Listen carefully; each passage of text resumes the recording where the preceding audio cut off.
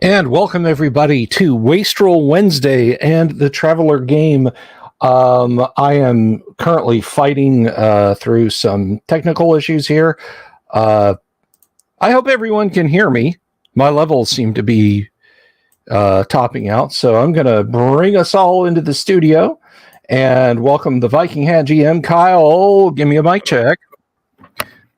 Yeah. My stuff's working as well as always, and if so, it's my if not, it's my technical problems, not yours.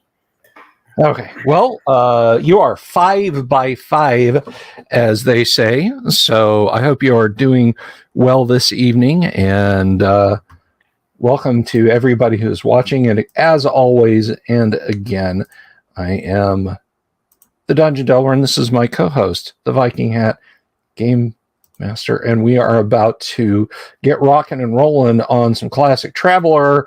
So without further ado, without preamble, let us welcome in our group. And Kyle, you grew our group.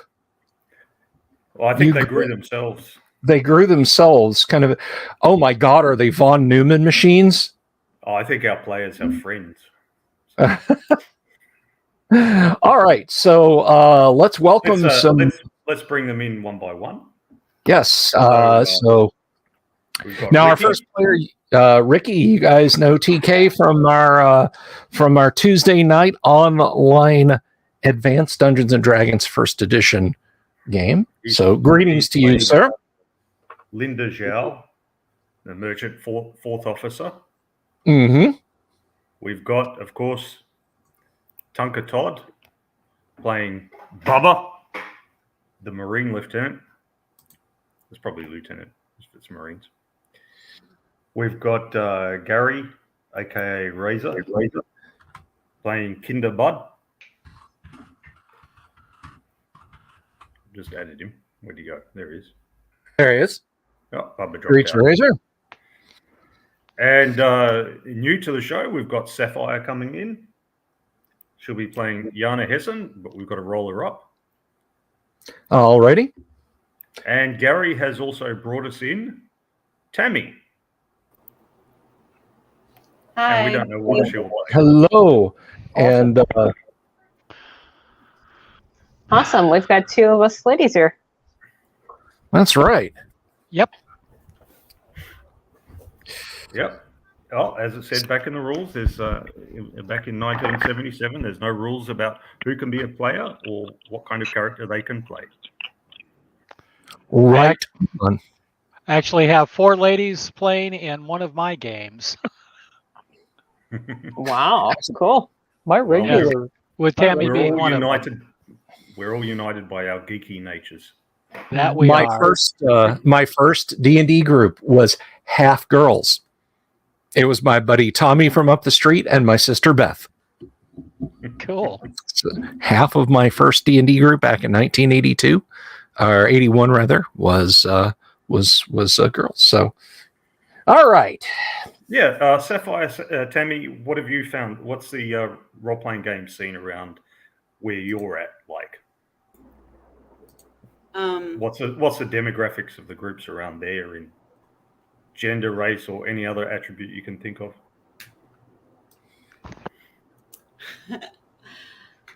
Well, I started playing Dungeons and Dragons, and it's Gary's fault. He got me into all kinds of Traveler. Mhm. I play actually more Traveler games now than I play Dungeons and Dragons games. Oh, it's good stuff. It's good fun. Well, what's the Kind of. demographics?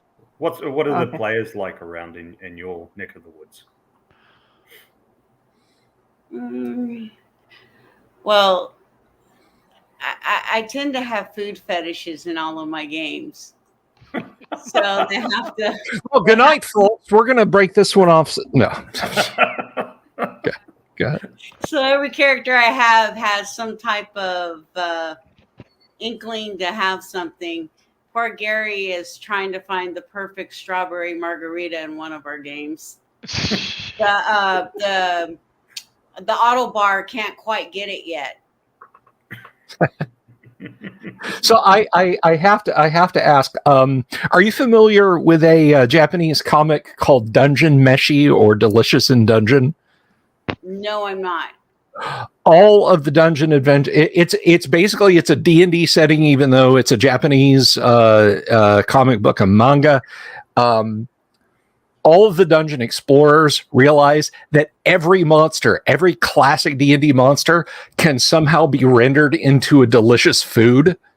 So they've completely set aside going into the dungeon to quest for treasure. They just go from level to level looking for more stuff to eat. Oh dear. Oh, that sounds cool though. Yeah, it is. It really is. Troll There's is the a, gift that keeps on giving.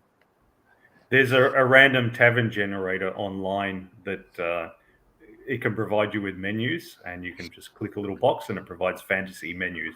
And it has things like Minotaur tail soup and basilisk knuckles braised with kobold's tears or something. I don't know. It's got all sorts of crazy fantasy ingredients. Which leads me to the question, at what point does it stop being enjoying a delicious steak and start being engaging in horrible cannibalism? Well, When- it's when like You're it's a eating a mermaid. minotaur. Mermaid, when you go from tail to top, when does it stop being eating fish and when does it start becoming cannibalism? Yeah. I think I would have to pass on the orcish oysters, though. I would have to pass on that. Yeah, no. Well, I'll jump in. I'm kind of the classical bent. Started out, I've lived in Wisconsin all my life, so I've always been kind of close to Lake Geneva. I didn't grow up in I lived in Lake Geneva shortly, but not when it was TSR time there. But I've always been within an hour and a half. So I've attended Gen Cons when they were in Milwaukee and such. So started out with Dungeons and Dragons and expanded from there. So I've played quite a few of the classic games across the way. Pretty much Warhammer, Cyberpunk, Car Wars, Morgborg, Aliens, Call of Cthulhu, miniatures, all kinds of stuff. So the more I can play, the more interesting I have. So Excellent. So does Wisconsin have sort of after effects? Like in all the movies and the stories where the evil has lived there and the land is cursed. Is it kind of like that, but for geeks? That because there was Lake Geneva, because there was Gary Gygax, there's just this sort of radiation of geekiness from the area that it's basically got pockets because Lake Geneva itself, ironically, is a tourist trap because it's right over the Illinois border. And so if you know the background in Lake Geneva, actually, it was where the Playboy Club started. So you've got a lot of different historical references there in Lake Geneva, but there's snowbirds that live in Lake Geneva, Wisconsin and Lake Geneva, Florida, and they go back and forth. So That's right. That's kind of the ongoing joke. One summer when the wife and I were up there for the Lake Geneva Gaming Convention, which was a very small con that the Trollord Games held towards the end of Gary's time, we were sitting in traffic. It was a Saturday afternoon. Traffic was yeah, if you're downtown, yeah, you're not going anywhere. in the middle of Lake Geneva, and I realized that the car in front of us and the car in front of him both had Florida license plates. We are Floridians, so Yes. I was like, "There's more Florida people right here in this spot." Yeah, Florida and Illinois. You'll see a lot of Illinois plates. Yeah. And then they've actually just recently, this last year, they've opened a Dungeons and Dragons museum in Lake Geneva there. So they brought back it. So it's kind of fun. Oh, well, that's pretty cool. So, Yeah, I just wonder what the gaming must be there like. It could be like there because I just kind of imagine the original gaming scene back in the 60s and 70s there, and there's imagine pockets, them sort of teaching their children because they'd be on the third generation now. Well, there are a lot of the colleges and different high schools and that will actually have gaming clubs. So they celebrate it, and the teachers then kind of pass it down to the next generation. So that does happen. And there's a lot of comic book and hobby stores that actually have gaming rooms and gaming conventions. And then there's groups that I'm in, like I'm in my old high school group that we used to game. Now that we're adults, we'll actually occupy like a room in a friend's pub or something, and we'll game there. So, or we've done it before where we'll go to a park and just have fun. Excellent. We've I've not done it in park too often, but we've got a nice front yard where I live under the trees, and that has been quite nice to do that. And sometimes in the summer to sit out in the front underneath the trees and eat and drink. Wherever you can roll dice is kind of the way we look at it. Exactly. All right. Well, so we've got two characters to make tonight for Sapphire and for Tammy. We might. Tammy is experienced in making Traveller characters. She told us, so we might start with you, Sapphire, because I don't believe you've done that before. No, I have not played Traveller yet. Is it just D6s then, or do we have other? Yep, just decided? D6s. Okay, D6s. That's good. Okay, so I've it's got got lots for 6 Alien. stats in order. 6 All stats right. in order, and it's 2d6 for each one. Okay.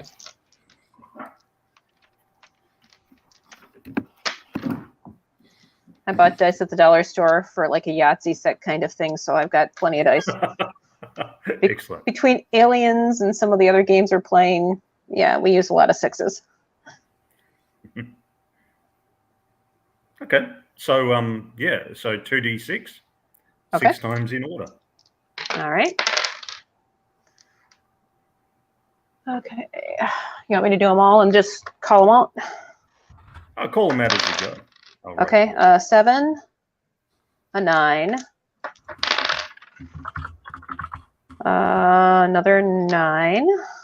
Dice are being generous today. A 7 and a 5. So you want One Tammy to go ahead and start working on her character? Well, we'll go through it so that the viewers can see. Because I wouldn't did you really say want to 6? reiterate for all of you. Yeah, there's one more. So 6, And 6. Okay. 6, yeah. I really want all the viewers to see, because not all of them will have seen every episode, just how quick and easy it is to create the characters. That's one of the things that Bill and I are always talking about in these streams, about how good the old school games are, because you could just jump in and start playing. And when you don't have time, you can jump out and stop playing, and then you can come back to it later and all the rest. It's very, I was going to say user-friendly. I was thinking more accessible is the word. Flexible. Yeah, so the stats are in order: strength, dexterity, endurance, intelligence, education, and social. 7 obviously is average, so she's your character's average strength. She's above average in dexterity and endurance. She's average intelligence, below average in education, and she's slightly below average in social class. So the stats are all pretty much what they would be in D&D. Okay, so you said strength, dexterity, endurance, intelligence, right. education, and social ed? And social. Yeah. So they're Okay. pretty much what they would be in Dungeons and Dragons, except that in place of charisma, you've got social class. Okay. Mark Miller, the author, he said that when he came to do the sci-fi game, he quite literally sat down with copies of original Dungeons and Dragons and went through and said, "Okay, what do I have to do next?" It's like he just copied the template, basically. Okay. Okay, so you'll be able to see up on your share screen. I know you're not sharing your Yep. camera, that's fine. But you No, I should see be on able the to see screen. up on the screen. Okay, so there's characters in combat. It's a little black book like that. It's a digest format, same as original Dungeons and Dragons was. Okay, so we go through this, and what you do is you choose a career, which is much like a character class. But you don't automatically get into the career. So rather than saying you need 9+ wisdom to be a cleric or whatever, they just say if you have above this sort of stat, you're more likely to be able to get into this career, but you still have to roll to get in. So prior service table. So technically your character is now 18 years old and she can start play as it is, but she won't have any kind of skills. Okay. But she can still go for it if she wants to. If you choose, you can go to enter a career. There's Navy, Marines, Army, Scouts, Merchants, and other. And which career you choose will obviously influence which skills you're likely to get later on. Army and Marines tend to be a lot of fighting skills. Navy is more likely to get things like pilot and engineering. Scouts are all over the place, as is Merchants. And other is kind of the rogues of the setting. You can get some odd ones. Which one would you like to try for? If you look at your stats, Yeah, I'm so looking at the like stats right now. Yep. Navy requires intelligence and education. Marines requires intelligence and strength, or it's advantageous. Army, dexterity and endurance. Scouts, intelligence and strength. And Merchant, strength and intelligence. And the other doesn't require anything. Anyone can do it.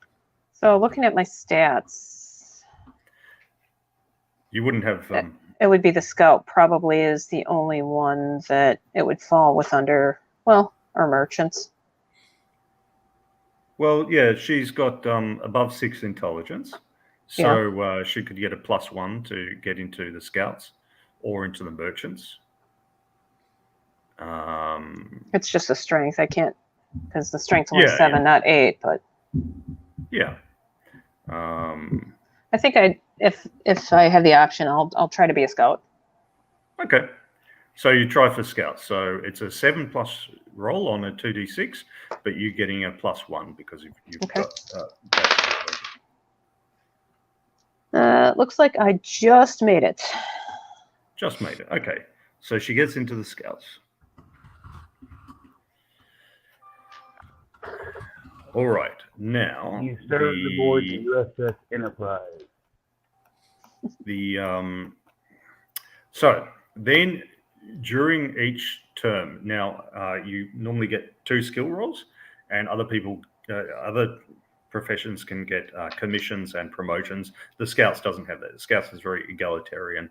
They don't have any ranks because it's usually the idea is that somebody's on a ship and they go out exploring. If you ever play that game No Man's Sky, you're a bit like that, going out exploring the universe.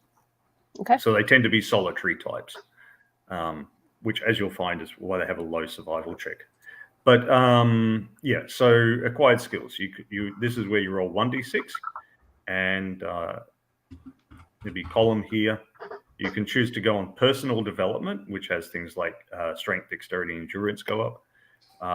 And then there's service skills, which are air raft, so it's driving a vehicle, vac suit, navigation, mechanical, electronic, jack of all trades. And then there's advanced education. And there's another advanced education for those with education 8+, which is not you. So what would you like to go? You get 2 roles each term of service. Okay. Personal development, service skills, or advanced education. I think I'll go with the service skills. Okay. Well, you don't have to do both roles on each. Oh, okay. Each So I'll roll. do You can split them service up. skills for 1. Yep. Okay. Roll 1d6. Okay. And that's a 4. So you get mechanical. And the second one?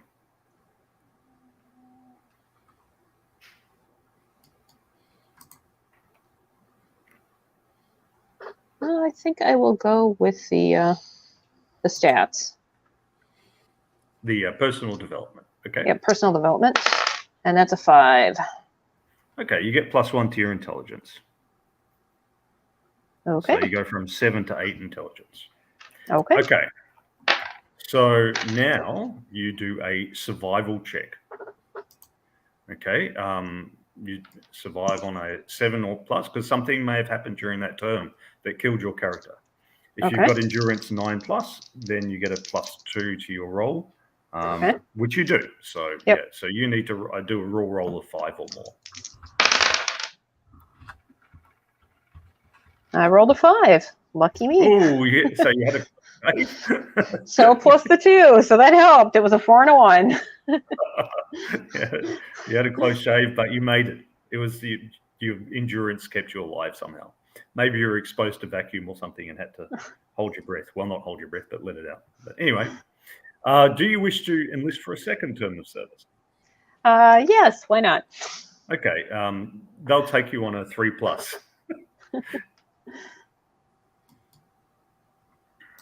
Scouts gets a lot of people killed and it doesn't have opportunities for promotion, so they'll take who they can get. Okay, so roll again, I'm assuming? Yep, roll again. Yeah, 2d6. They'll take you on. Okay, 7 plus 3, so 10.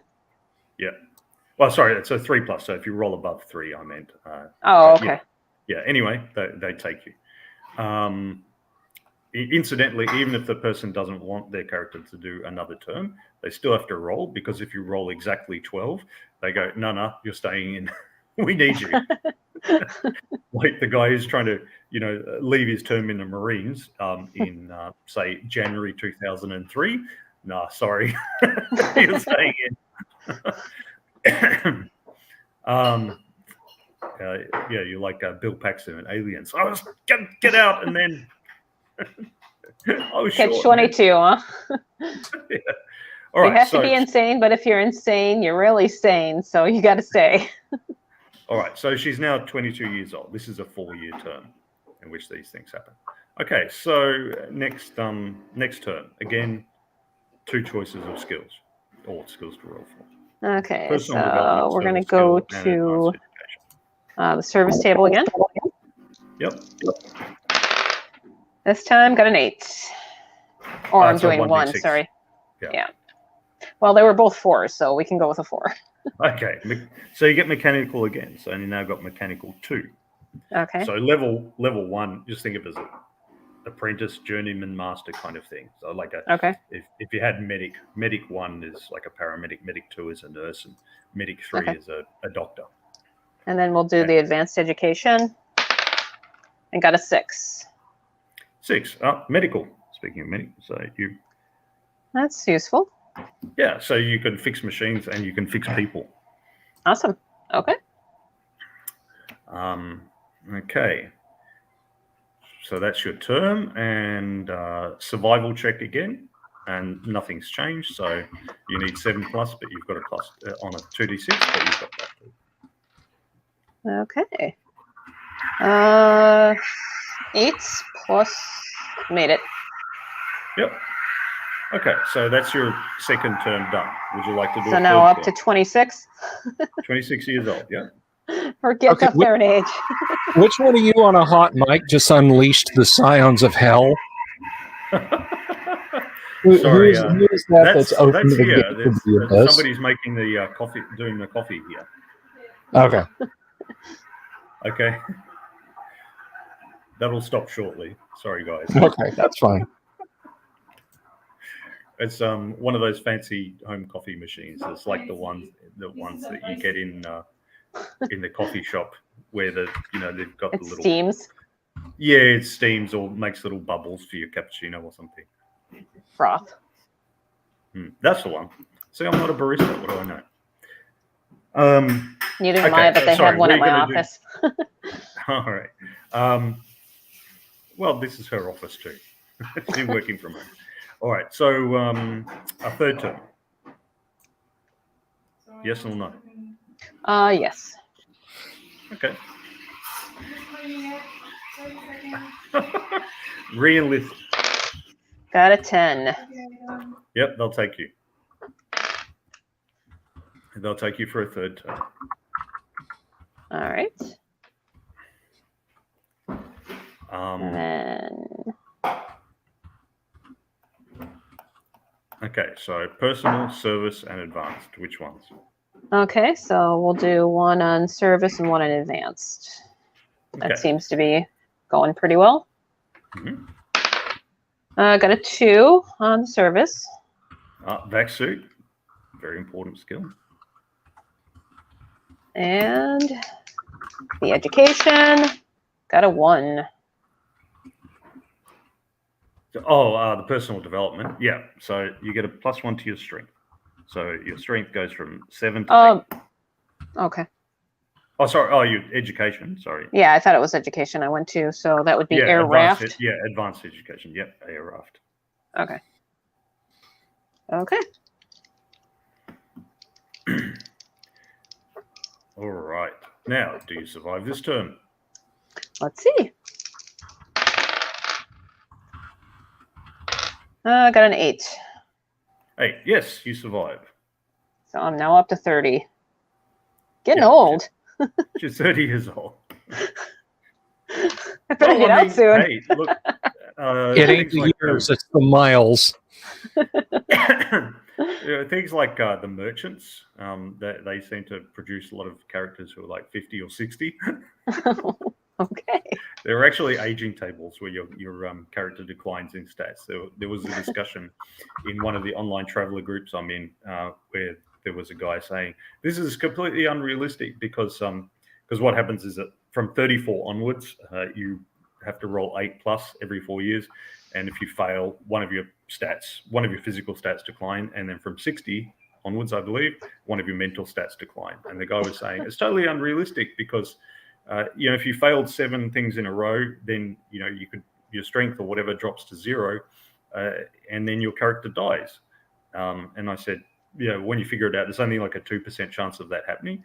But the actual stats in the US is that about 22% of American men are dead by the age of 66. So traveler's pretty generous, actually. So, I was kind of hoping for Grey Elf myself from AD&D, but Well, I mean, Traveller, the characters pretty much are. But the only real aging you tend to see is in this character generation if they, just keep on stubbornly doing extra terms. Because let's face it, adventurers, how many adventurers die of old age? When you're chucking fireballs around and flying starships and stuff, it's not. Age isn't your problem, It depends on if you're fighting ghosts. If you're fighting ghosts, you will die of old age quite quickly. yes. Yeah, true. Enter the room the ghost was in, bumped into a lich, and got touched. Yeah, if there's magical one, but they're not going to die of natural aging. That's pretty, rare. Anyhow, Okay. Yeah, so she got back and air up. Would she like to go for a 4th term? Sure. Roll the dice one more. Do it. Okay. I got an 11. Yep, they'll definitely take her. An experience. No, I'm up to 34. Yep. Okay.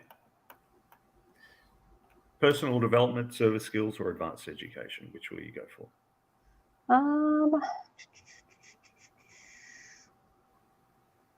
Let's go both with personal development. Mm-hmm. Did we do it last time? Let's see. 1, 2, 3, 4, 5. And so how many times? 1, 2. Okay. Nope, we're good. Okay. So got a 2. So that would be another to Dex. Yep. And another 2. So we're at 11 for Dex. Yep. And Dex gets sorry, once it's 10 or more, it gets written down as A, B, C, D, everything. It's hexadecimal. Basically, the idea is so that you can write your character as a string of numbers. Okay. What have I got here? So you've got 7, So 8, 10 9, plus 1. 5, 6.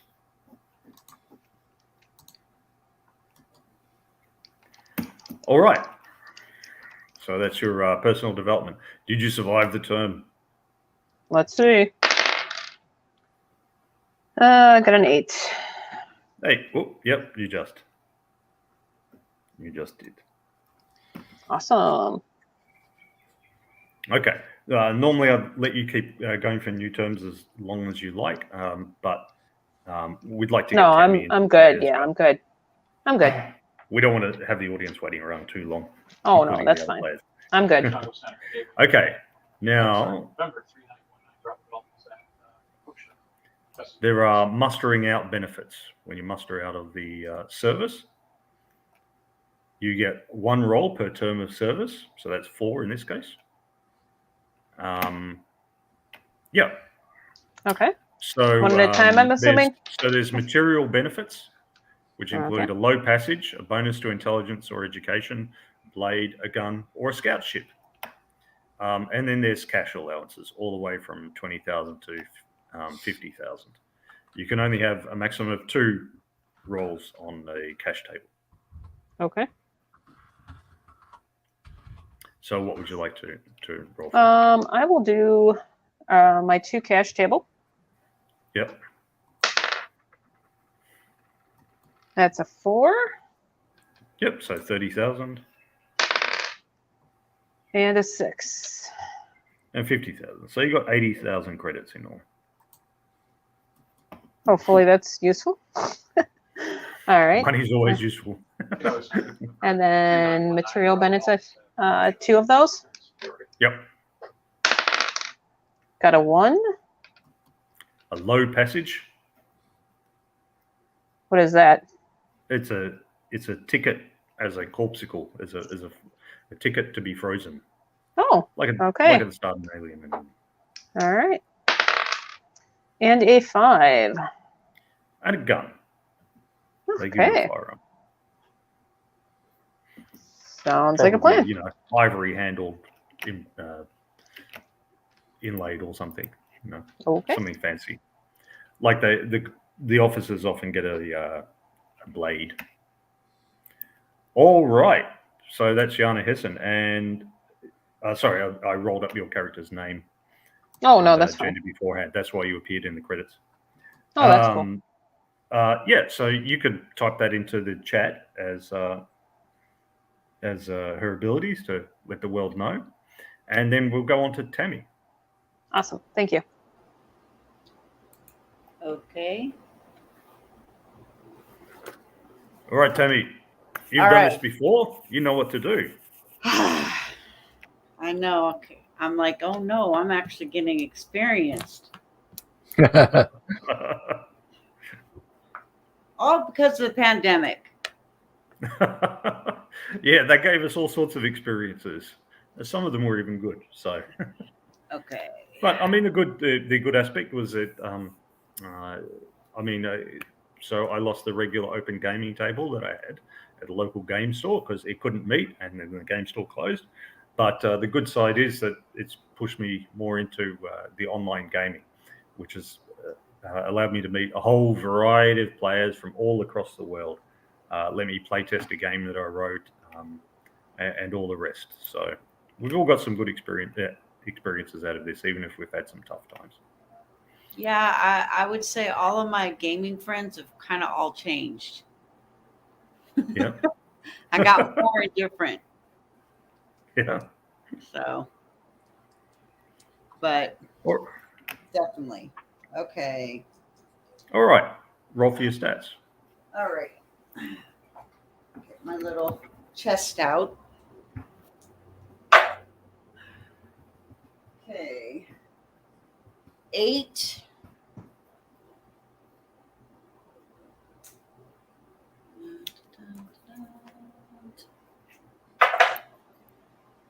Seven,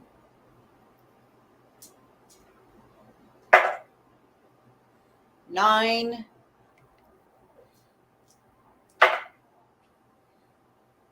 10,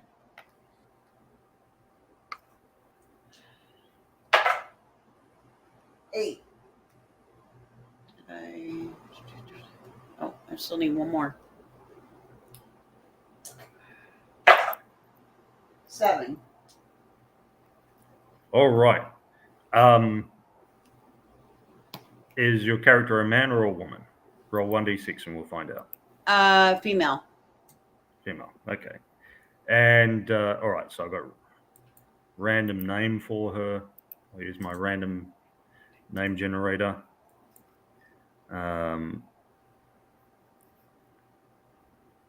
Jane Arquette. Jane with normal spelling. And Arquette. Now, you can call your character whatever you wish, but that's the name that her parents gave her. Okay. All right. I mean, yeah, Bubba doesn't call himself Dudley Brianti. He calls himself Bubba. So, yeah, I have a way of naming my characters some interesting names. Gary can contest to that one. well, we'll see how we go. All right. Navy, Marines, Army, Scout, or Merchant. Scout. You've got decent stats, so you can go for anything. Yeah, another Scout. Yeah. Haven't got to ever play a Scout before. Okay, so Scouts, you get a +1 to enter if you're Intelligence 6+, which you are, and you get a +2 to enter if you're Strength of 8+, which you are. So you need 7+, but you've got +3 to get it. So you just need to get a roll of 4 or more, and they'll take you into the Scouts. Okay.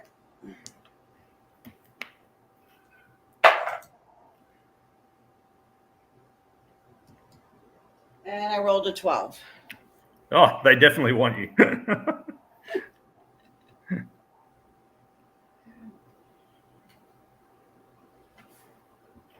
Okay. So, wrong mustering out. Too soon to muster out. Okay, skills. Personal development, service skills, or advanced education. Okay.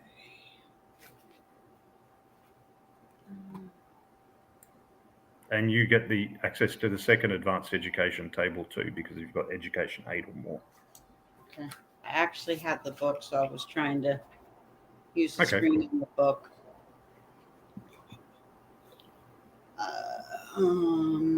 Let's see. There's sometimes some minor differences between the books, like the 77 and the 81 edition. I'm not fussed with that. We just go with whatever edition you're carrying, as long as it's one of the 2 classic ones. I don't know what edition is. I just know Gary gave it to me. He's got the 81 edition, I think. So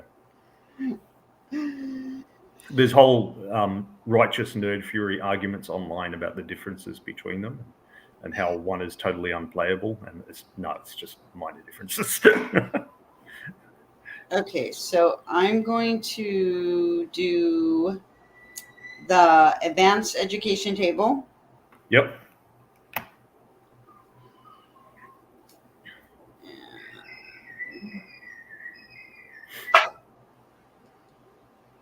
And that would be a 1.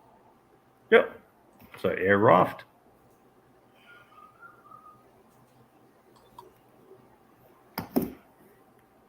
And you, or did you go for the other advanced education with the like university type education 8+? Because there's 2 advanced education. I was looking at I was doing the one with that's allowed only for characters with education 8+. All right, so you got medical then. Yeah. Yeah.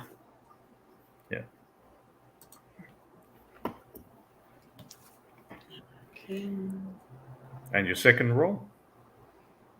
It's going to be off the service skills Yep. table. Okay. And that'll be a 2. 2. Vac suit. Yeah.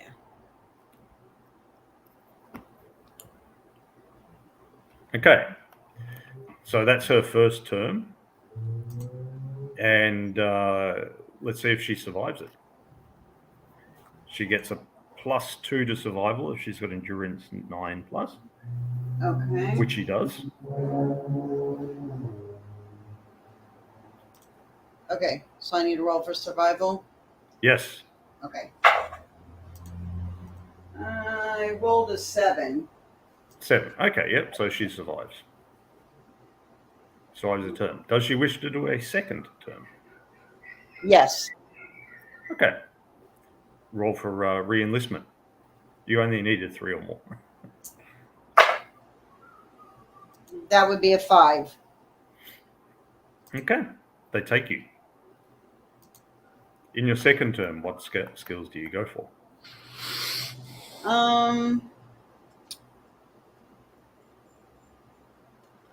The other advanced education table. Yeah, so there's 2 of them. So there's one Yeah. that's got So air. the one that has the one that you don't have to have the 8+. Yeah. The other one. Yeah. Okay.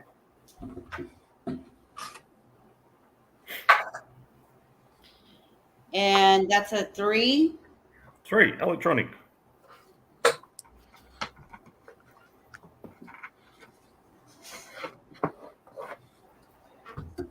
And then I'll do the service skill table. Yep.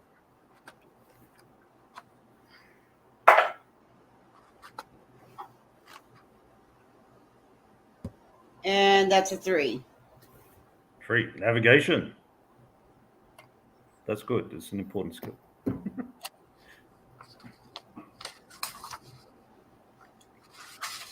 Okay. Does she go for a third term? Yes.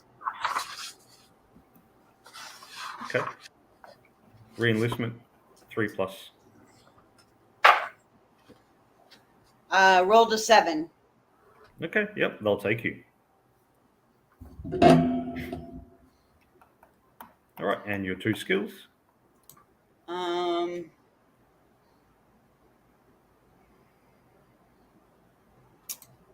Let's do the service skill table. Mm-hmm. Which is a 5. Yep. Electronics again. So you got level 2 in electronics. Okay. And then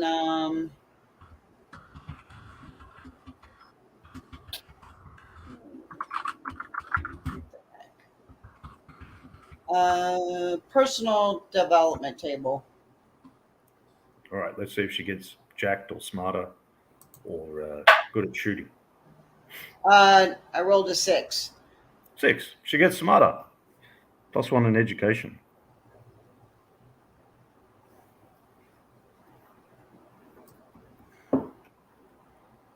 Does she go for a 4th term? No, I'm going to stop after 3. Okay, you've got to roll 2d6 anyway to see if they keep Okay. trying to get out, but they keep pulling me back in. Rolled a 6. And a second die. It's a 2d6. Because it's so with the re-enlistment, even if you don't want to go back in, you still have to make a re-enlistment roll. If you get exactly 12, they keep you in. No, I rolled a 6 total. Oh, okay. Yeah. With 2d6. I just heard the clatter of 1 die. I got suspicious. So, all right. Yep. So that's Jane Arcott. So 3-term scout. Sorry, we need to do mustering out as well. So you've got 3 mustering out benefits, up to 2 of which you can use on the cash allowances. Oh, sorry, up to 3. You can use all 3 on the cash allowances. Or you can use all 3 on the material benefits, or you can split between them. Okay, so this one will be for the cash, Yep. and that's a 5. Yep. 50 grand.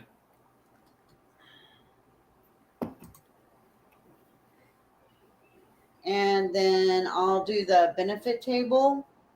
Yep.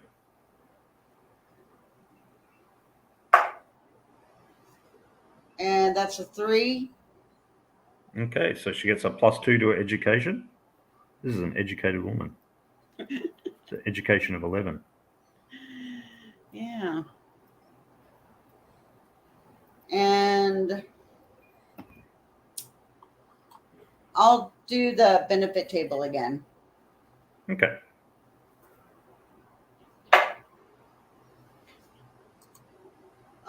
And that's a 3. 3.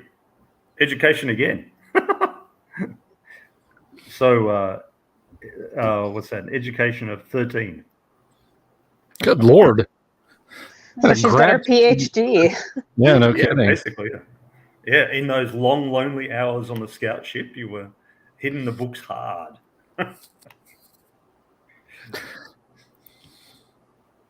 That's pretty good. Pretty good. Got a loaded All Kindle and 3 parsecs to cross. Yeah, basically. Basically. All right.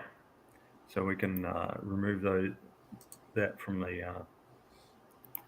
stream and go back to just us. All right, guys. So you've got these 2 scouts that are joining. We could just say that Jacal hired them. And they come up to the ship at the time. I'm just going to make myself a coffee and mute myself. You guys, I would like to bring Sapphire and Tammy up to speed on what's been happening, in case they haven't been slavish watchers of every moment of the show, which I don't know why they wouldn't be, but you know. Exactly. We're the best thing going on YouTube. I mean, sure, I guess you could be a pleb, you could be pedestrian, and you could watch somebody, with 20 million subs and just get it lost as a voice in the whirlwind. But hey, so I'll start off. My character just mustered out of the Navy a couple of weeks ago and got dumped on this rock. Todd's character, Bubba, same thing. So we're basically bumming around this planet. Got involved with a woman who claimed to be a socio-archaeologist doing a dig on the original planetary colonists' lands, looking for colonial artifacts and so on. As it turns out, she knew about a ship buried out here in the Badlands that is loaded up with treasure. The reactor is still functioning, low level. The ship is pretty much intact, and in fact has a couple of people in cryonics tubes. She hired us for security, but when we realized that she was out here looting a buried spaceship and that she was going to shut off the cryotubes, I got a little hostile about that because I really wasn't keen on the idea of just killing a couple of innocent randos. While we were debating what to do with the ship and plus a couple of trips to and from town, as it happens, a shady character, a pawn shop owner from the main city, was one of the original travelers, if you will, if I may use the lingo. And he was making a living selling off bits of gold that were on the ship, gold bars. And he kind of reacted hostilely to us trying to take his stuff. So after a brief firefight, we stole an ATV filled with most of the gold, drove for about a day until we got to a forest area, found some hunting cabins, hunkered down. Well, he and his goons found us. We got in a firefight with them, and we've said, well, we whittled them down to just him for the time being. So we've returned to the ship to see what we can do about further salvaging it. And I will let Todd take over from there and give us his, how shall I say, unique perspective. Well, I would, but he's not here. Or is he? Bubba says he dropped out with a phone issue. Razor, Yes. why don't you walk us through the two of us joining in? Okay. We decided to join to go out on a hunting expedition. Had a couple local guides, and we met the remainder of the party at the cabin that we were going to hunt from. We have hunting rifles. We don't have any major armor or military equipment, etc. And we decided, what the hell, we'll just join up with you guys. Our guides decided to take a hike off into the bush. So we're like, okay, just us, just you guys. So we linked up. And then in the evening, we were attacked. And apparently Mr. Surplus Dealer, or whatever you're calling him, decided to send some goons after us. And fortunately, I think we took one casualty, but we dropped the entirety of the attacking force, all four of them. And that's when we met up with the other guys and headed back to the buried ship. And we left off with a couple members going inside. And if memory serves, Bubba was holding the door, and I'm camped out in the ATV, basically just keeping watch. Yep. Yeah, Bubba and I are basically we're spawn camping the airlock to see if any goons show up, and TK's character is sitting in the ATV, and everybody else is in the belly of the beast, as it were. Yeah, you'd gone into the ship. I'm the poor advanced scout that's going to be the first person shot. I lay money on it. Well, technically, I was shot a few adventures ago. Then you got shot. So I guess my turn's next. I don't want that. I don't like that idea. You sit out in the car. I'm on the ship. I think I'm point man, actually. Probably. Yeah. Well, I was a Marine, so we tend to be the minesweepers.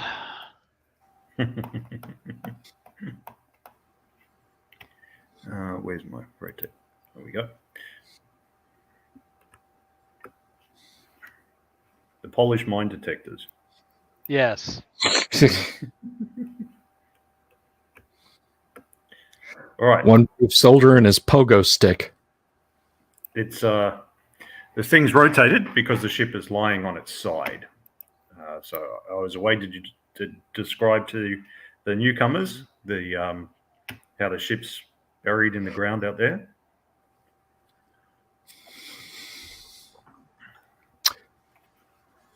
Was that described? Does it seem to be completely and totally lodged in that it can't be freed, that it's stuck Oh, her? so it's rocky badlands out here. Okay, so down on this planet, so it's a balkanized world in that it doesn't have a single world government or whatever. And you'd come from an area called Border Town, which is a town about 100,000 people. It's like modern day kind of technology there. Modern day for us, that is. And then to the west of Bordertown is an agricultural area where they grow all their food. To the north is a forested area where the guys have been hunting. To the south and to the east is these rocky badlands, and it's mostly pretty loose rocks. So what you've now figured out had happened is that at some point this thing crash landed. There's no artificial gravity, so ships are mostly tail sitters. They have to land on their Oh, that tail. reminds me, a quick question. Yeah. 2 of our players have, quote, air raft as skills. Yeah. Air rafts won't exist if you don't have artificial gravity. That's right. So we'll just turn that into an appropriate vehicle at the appropriate time, hovercraft or all-terrain vehicle or something like that. We'll keep that as a Schrodinger's skill. That when you open the box, it's like, so you come across a hovercraft, and then Sapphire says, "Actually, I drive a hovercraft," or you come across a helicopter, and Tammy says, "Actually, I fly helicopters." So we'll keep that as a Schrodinger's box skill for the moment. Cool. If Sapphire and Tammy are cool with that. I think Sapphire and Tammy both have air raft, yeah? Yes. Oh, so well, Both the Sapphire new does. players. Yeah. Okay. So yeah, so normally ships are tail sitters. So with this one being on its side, you know that it must have crashed. It looks like it had crashed and then it had been deliberately covered up with stones. This then fits in with their suspicions that Ballard, the pawn shop guy, because also in the ship they found 2 people who appear to be convicts in cold sleep, frozen in tubes. And Ballard, the dodgy pawn shop guy, he's kind of like in his 60s, and people say, "Oh yeah, he just appeared one day about 30 years ago, and then he set up his business. He had money from nobody knows where he came from or where his money came from, but he always seems to do well for himself, and he seems to have connections and that." So the suspicion is that he was one of the convicts or the guards on the ship, and he crashed it. And he's probably been keeping himself going through. If there's any tough economic times, he just goes and retrieves another case of stuff from the ship. But of course, he hasn't woken up the other guys in the ship. There may be a reason for that, or there may not be. So yeah, it looks like basically if you spend a few days sweeping away the stuff, the ship will then be exposed. Of course, it's still on its side. You have to right it. That will be a task in itself.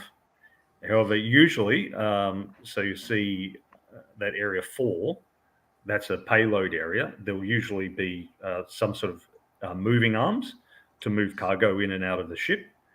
So possibly you'd be able to get those moving arms to come out of the side of the ship and push it at least partly upright. Perhaps if it were kind of diagonal, you'd be able to take off from there. You'd have to get in and mess around and see. But at the moment, when you go into the ship, there's just a light hum of the reactor going, and there's just little emergency lights on. So you'd have to get in and suss it out. Really, you need an engineer, but nobody's an engineer. You do have mechanics and electronics, aplenty though, so you might be able to figure things out.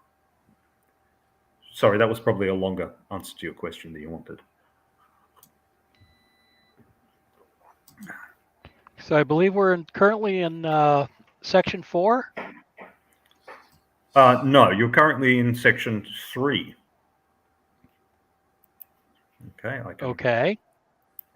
So you're currently in section 3. So that's the airlock deck, right? So there's an airlock on the side of the craft. An airlock on the side of the craft, which is where you'd come into. And that goes through, there's a double airlock, which goes into the payload bay.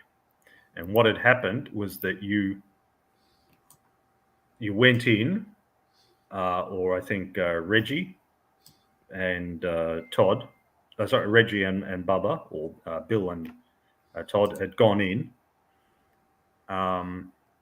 and they'd opened that, and they saw blood on the handle and a blood trail. This makes sense to them because last time they were here, they shot a guy who was poking his head out of the airlock, out of the hatch, and he fell down. That was a few days ago, but anyway, so there's this blood trail in there. And then when they opened the second one, amidst all the cargo boxes have just all fallen all over the place over the years because, as I said, the place is on its side when it should be upright. But it's on its side, so they've all fallen all over the place. And amidst them all, and through the dim light, you see this long figure lying and with something long in his hands, and that's where we left the last session. Now, does anyone else want to come down? Or do you want to push further into the room or pull back? I thought I was in there as well, Gwen. Mm-hmm. I thought Gwenda was down there as well. Yep, that's fine. You can be down there. Okay. Turn on a flashlight and shine it on the figure. Okay. This guy kind of blinks and holds his hand up to his face. He's got a rifle in one hand, but it looks like he's barely got the strength to lift it, certainly not with one hand. And he's all covered with blood. And even in the pale light from your torch, you can see he's pretty pale. Okay. He was obviously shot up pretty bad, and he's been just lying or crawling around in here the last few days with nobody looking after him. Shit, if he survived this long, he'll probably survive on his own anyway, but okay. I'll call out to him. You might want to put your weapon down, and we will help you. It was you guys who shot me, he calls back. Well, one, it wasn't me, but two, I'm sure you shot also. Self-defense does tend to carry a lot of weight. Mr. Game Master, I'm sorry. Can we hear any of this echoing through the ship up by the airlock where myself and Babar? I'm gonna yell back down through the ship. If it makes you feel any better, one of you shot me too.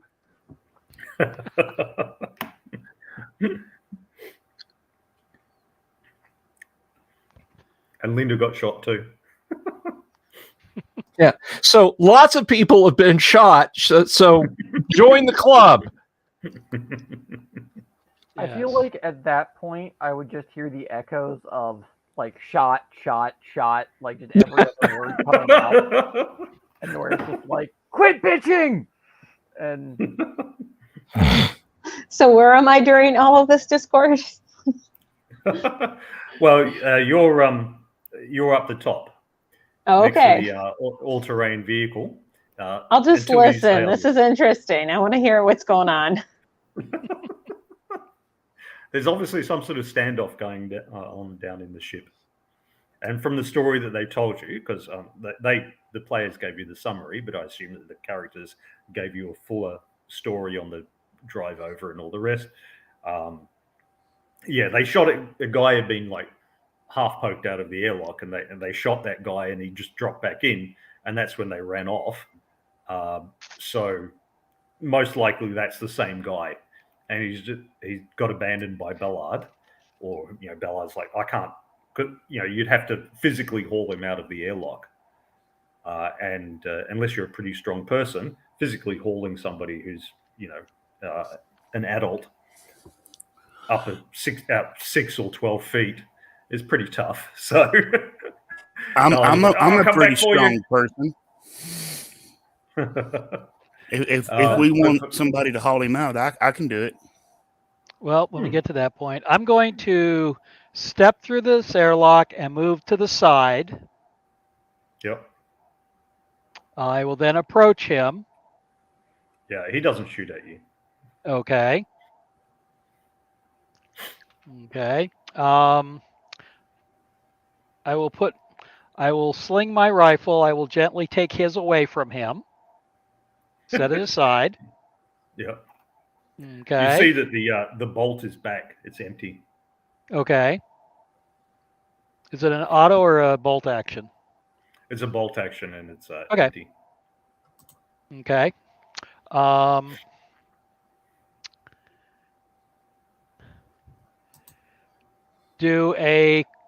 Okay, where are you hit?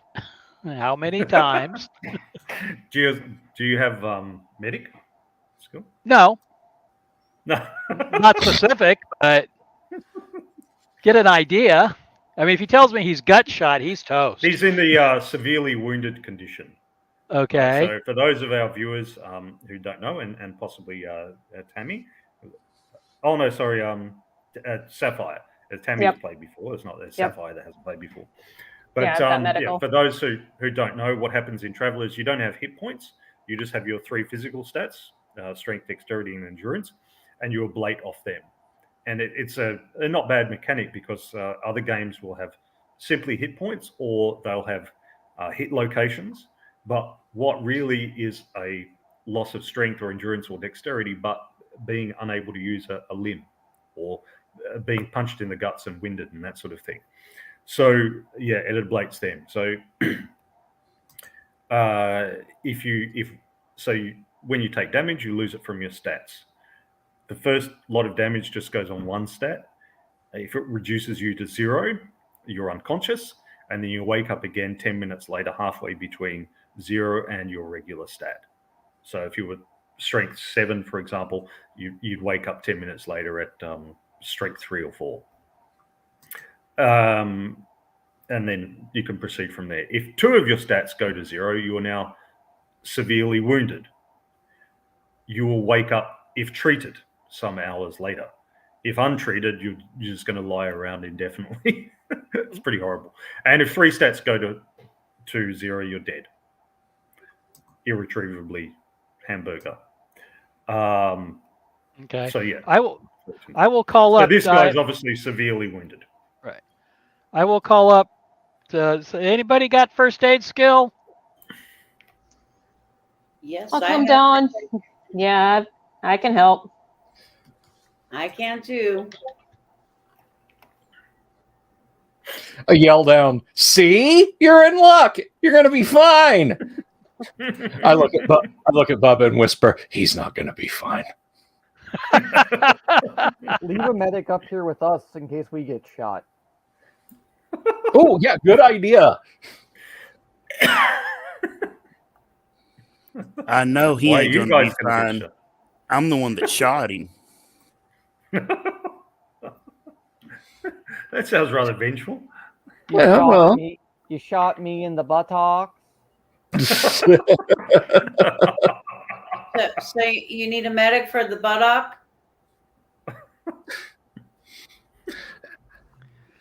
All right. So so who's going down to him then? I can go down and do medic. Okay. I'll stay up then, and in case I'm needed here. So Yeah, in optimistic. case he needs his buttock checked. All right.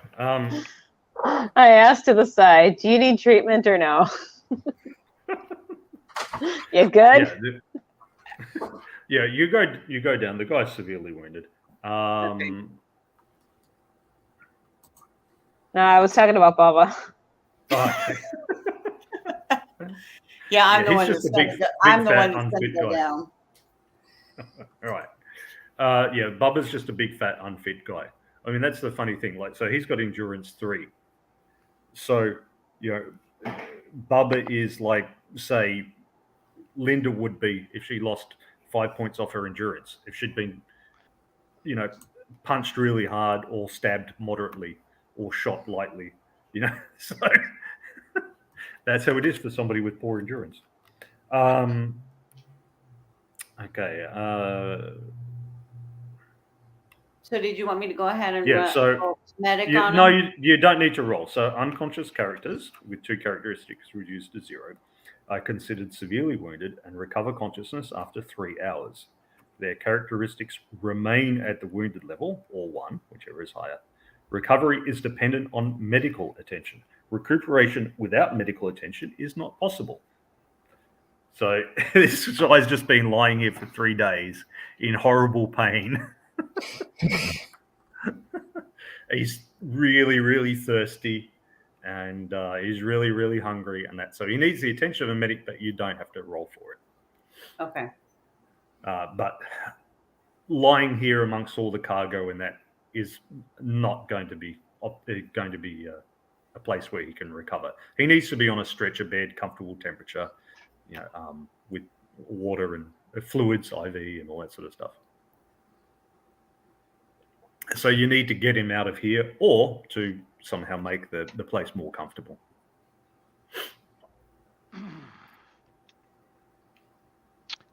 Do we know if we go farther if there's going to be more comfort?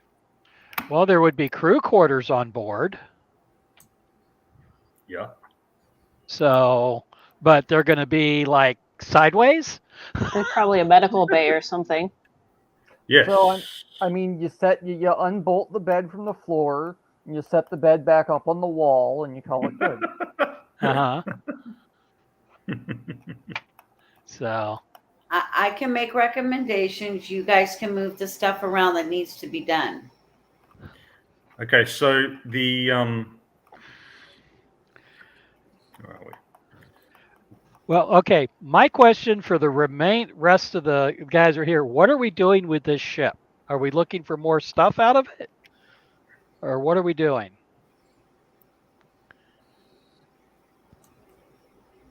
Well, the question is there fuel that you think that it's worthwhile to see if we can use it as transport, or is it just strictly going to be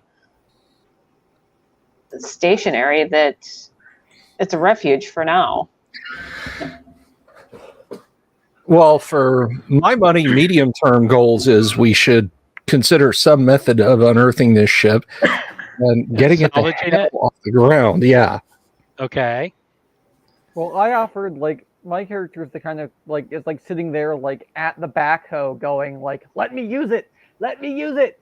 And that was last time, and y'all were like, that's going to take a while and make a bunch of noise. And I'm sitting here going, let me use it, let me use it. So, all right, so the immediate thing, in addition to structural support, the keel, which runs right through the middle of the ship and is also where you have the ladders down and so on, provides most of the utility access for the rocket.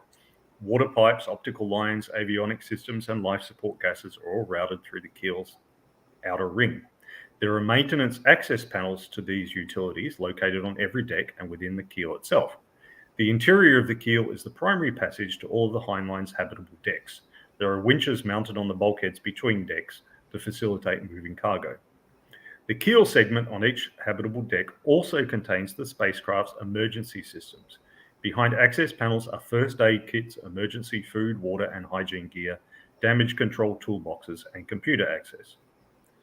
The computer systems in the keels have CRTs, joysticks, and manual piloting controls. If necessary, the Heinlein can be controlled entirely from the safety of the keel. Not well, but you can do it. The keel is shielded from ionized radiation and heavily armored. Okay, so you've got like emergency supplies there, and so you can get food and water, and you can patch up his wounds and everything from stuff that's in the keel. That won't be too hard to get to, because you guys have come through the hatches, and then you just drop in. So all you have to do is go along to the keel. You have to climb up and then drop back down, but that can fairly simply be done from the keel. As for the flight-worthy thing, well, apart from the thing being on the side, you just need water for reaction mass. That's the blue stuff, section 9. And it also needs hydrogen.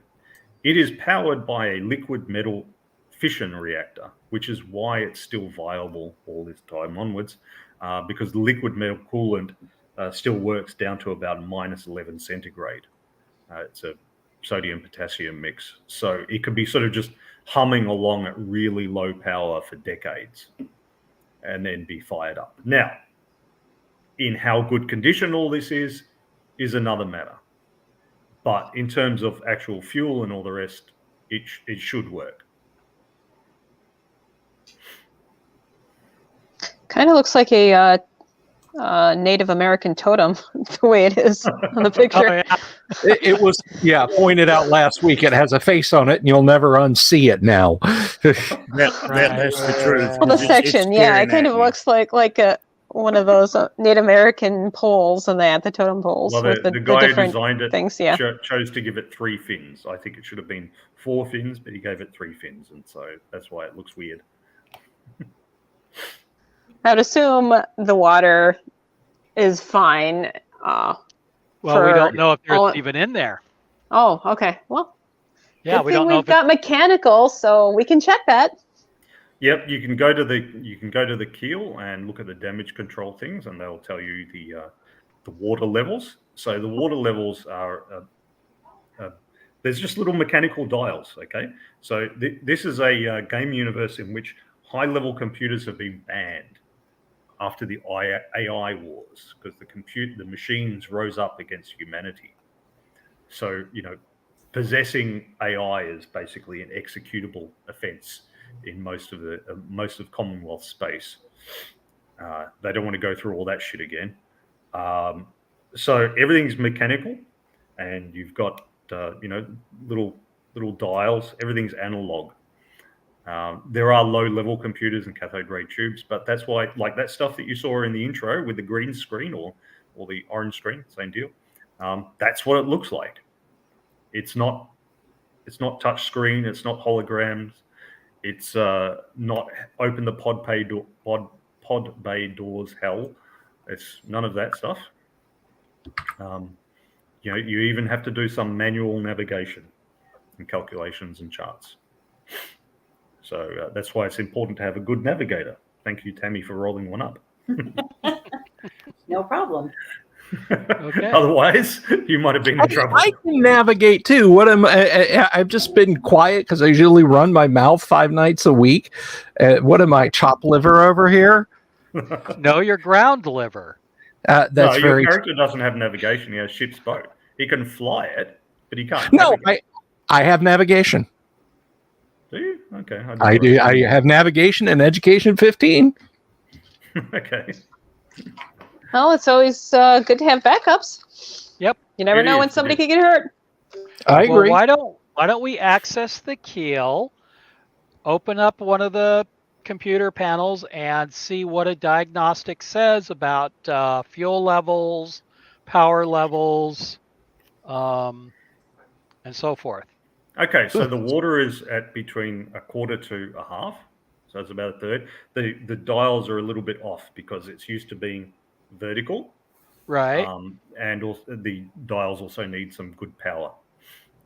So that and there's a fair bit of error in the dials because they have to deal with different G levels, so they can't just be a pure pressure gauge because Right. there's less pressure. Is there a water source around that we could top it off? Well, if you drill down into the ground, because this is Badlands, so you'd have to drill down into the ground for that. But you can do that if you've got the right gear for it. The hydrogen is at fairly good levels, and in any case, when you've got the reactor, there's an electrolyzer on board that can turn the water into hydrogen. The main thing with the hydrogen is keeping it liquid. So the hydrogen, you're looking at it and knowing your mechanics, you think this is probably why the water is at low levels, because the hydrogen, even when refrigerated, tends to gases off into the atmosphere. So probably what's happened is that the systems have just automatically electrolyzed some water to replace the hydrogen over the years. Okay. The coolant in the reactor is flowing. It hasn't solidified. It's still producing a small amount of power, emergency power.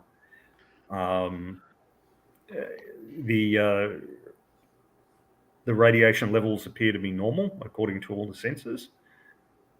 The oxygen tanks are topped up. As for the rest, that would require going through all the supplies to know, how much life support, how much food, and so on that you've got. You don't have a manifest, and you've got stacks and stacks of boxes inside this place. Right. Okay. As well on the so you guys are in number 4 at the moment, which is in the payload bay. 5 is there's the support deck, and then there's the main deck. And we still have the guy that needs to be comfortable. Yeah. Well, you could just take him out. You could just like grab some rope from the ATV and haul him out of there and put him on the because there are actually tents and stuff around here.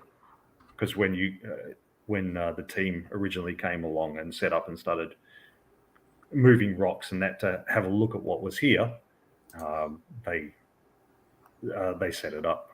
They set up tents and so on. Okay.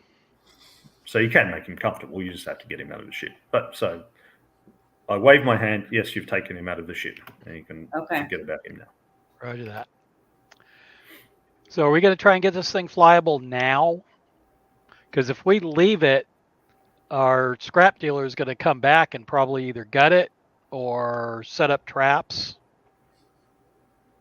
So, well, actually, the only thing he's interested in this ship is the cargo. Right. As far as we know. Yeah, but he's going to have to deal with us now. Ballard's been here like 30 years or something. If he wanted to and/or was able to fly the ship, he probably would have done so by now. If he wanted. Yeah, he may only want the cargo, but now that we're involved, he's got to do something to eliminate us. We already know he sent the 4 guys after us at the cabin, and you guys engaged him previously. Mm-hmm. So there's too, he's got some sort of dodgy past, because if he was on this ship, he was either one of the convicts that was frozen and escaped at some point, or he left the ship here with the convicts and the deceased crew. There's also a deceased crew member on here, but he was obviously deceased like 30 years ago. Mm-hmm. So he's probably if he's not a skeleton, he's mummified. Yeah. That body's here in the payload bay. Okay. He was in a vac suit and it's crushed. So in the airlock bay, one of the spare vac suits is missing, and that guy was wearing it. And the helmet's crushed, and he's all mummified. So he was deceased a long time ago. So either Ballard was one of the inmates, in which case he's got that to run from, or he was one of the crew, in which case he would have to explain why he abandoned them there and is stealing the cargo over time and so on. Right. So, so evidently he's either unwilling or unable to take the ship off, and perhaps he just wanted a quiet life here on this obscure world. Right. And he's welcome to it. I mean, just that we have this ship now. So here on the payload bay, there are also 6 robotic loading arms mounted on tracks that crisscross the ceiling, floors and walls of the bay and the outer walls of the keel. They're the primary means of loading and unloading cargo from the payload bay. There is also a cargo crane mounted to the payload bay's ceiling for moving massive cargo in a gravity well. So you could, in principle, because those cargo doors, so you see where it says 1, that's payload bay doors. If you open the doors, they slide open. You could, in principle, get the cranes and push the ship at least partially upright. As long as you clear all the rocks off the top, push them at least partially upright. It may wreck the crane. It may be too much strain for it, but you could give that a go. So that would be a way. Otherwise, you'd need heaps of labourers and scaffolding around it to try to upright it, because this thing's a couple of 100 tons.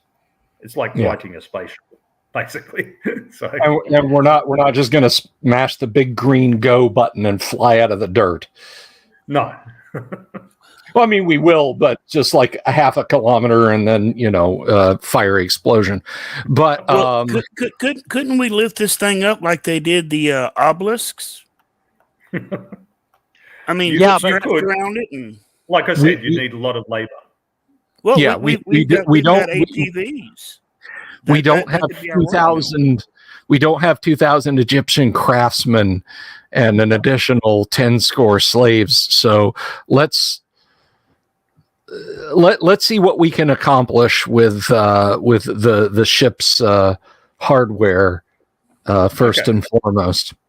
So below the payload bay, or next to the payload bay, since you're on your side, is the support deck, where you've got nitrogen tanks, hydrogen refrigerators humming along, a lot of condensation on the outside of them, the arrays of electrolyzers, the air scrubbers with lithium.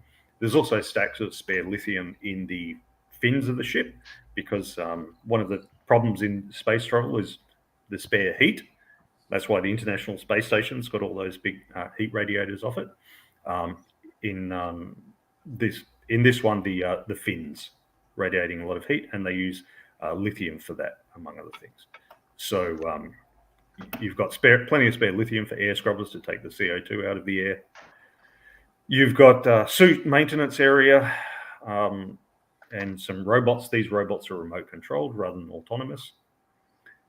You've got personnel airlocks, which you can't get out of at the moment because the things lying on the side. I wonder with why.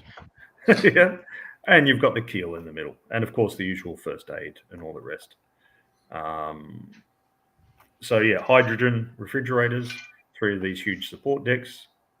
Using coolant pipes of pumped liquid nitrogen, hydrogen from the electrolyzers is condensed into usable propellant before being transferred to the main propellant tanks. Electrolyzer arrays, the Heinlein stores its water here, both for primary drive boosting and as a safer and more compact way to store hydrogen. Using the surplus power of the fission reactor, the electrolyzers convert the water into hydrogen and oxygen. Each array has its own console to monitor the electrolysis reaction and modify the system if necessary. So that's that. And then you go beyond that, and there's the main deck, which you guys have briefly visited before. Okay, so number 1 is the flight deck. Number 2 is the restroom, as you Americans call it. Number 3, here it's labeled the conference room. In fact, it's got 4 cold sleep tubes in it, 2 of which are occupied by guys in orange jumpsuits. Yeah, I was going to bring those up to our resident, first of all, to everyone, and ask our resident medical types about our friendsicles over here. And I'm just, I don't know, maybe it's the analgesics from trying to keep the pain down from the gunshot wound. Maybe I'm just not feeling terribly charitable to Ballard, but here's an idea. Now that we have people who know which buttons to press so we don't turn them into freeze-dried dinners, wouldn't it be hilarious if we woke our frozen buddies up and told them that Ballard had stabbed them in the back and planned to leave them here forever, but he just didn't have the guts to shut down the tubes himself and got them on our side? Do we think we could use an extra pair of hands, or do we not want to get that sticky? Well, I'd advise only doing one at a time if that's the case. Good I got a point. question. The other 2 cold sleep capsules, are they open? Are they closed? Well, they're closed, but they're not running. Well, I understand they're not running. Do they seem to be fully functional, though? Yeah, as far as you can tell. Like I said, the place isn't powered up. Mm-hmm. There's just a small amount of reserve power, and some reserve power is kept for people in cold sleep tubes, so they can basically pull a Ripley. You know, if everything fails, they just jump in a cold sleep tube and wait for someone to come and rescue them.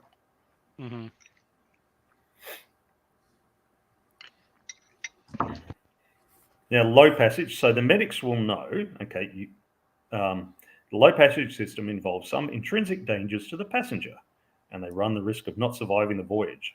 Throw 5+ for each passenger when they're revived after the ship has landed. The modifiers are an attending medic of expertise 2 or better. That's not you guys, sorry. +1. Low passenger with endurance 6 or less, -1. Bubba, don't freeze Bubba. Yeah, no. Failure to achieve the throw to revive results in death for the passenger. Refunds and civil and criminal liability if a low passenger fails to survive the trip are not allowed. You don't get a refund on your 1,000 credit. This is my favorite part. It is customary for the captain to contribute 10 credits out of cash for each low passage towards a lottery in which low passengers randomly guess the number of low passengers who will survive the trip. If the winner does not themselves survive, the captain receives the money. The lottery is administered by the ship's steward. The low berth lottery. I love it. Yeah. Beauty. That's pretty morbid. It is, but that's space travel. In space, nobody can hear you perish horribly.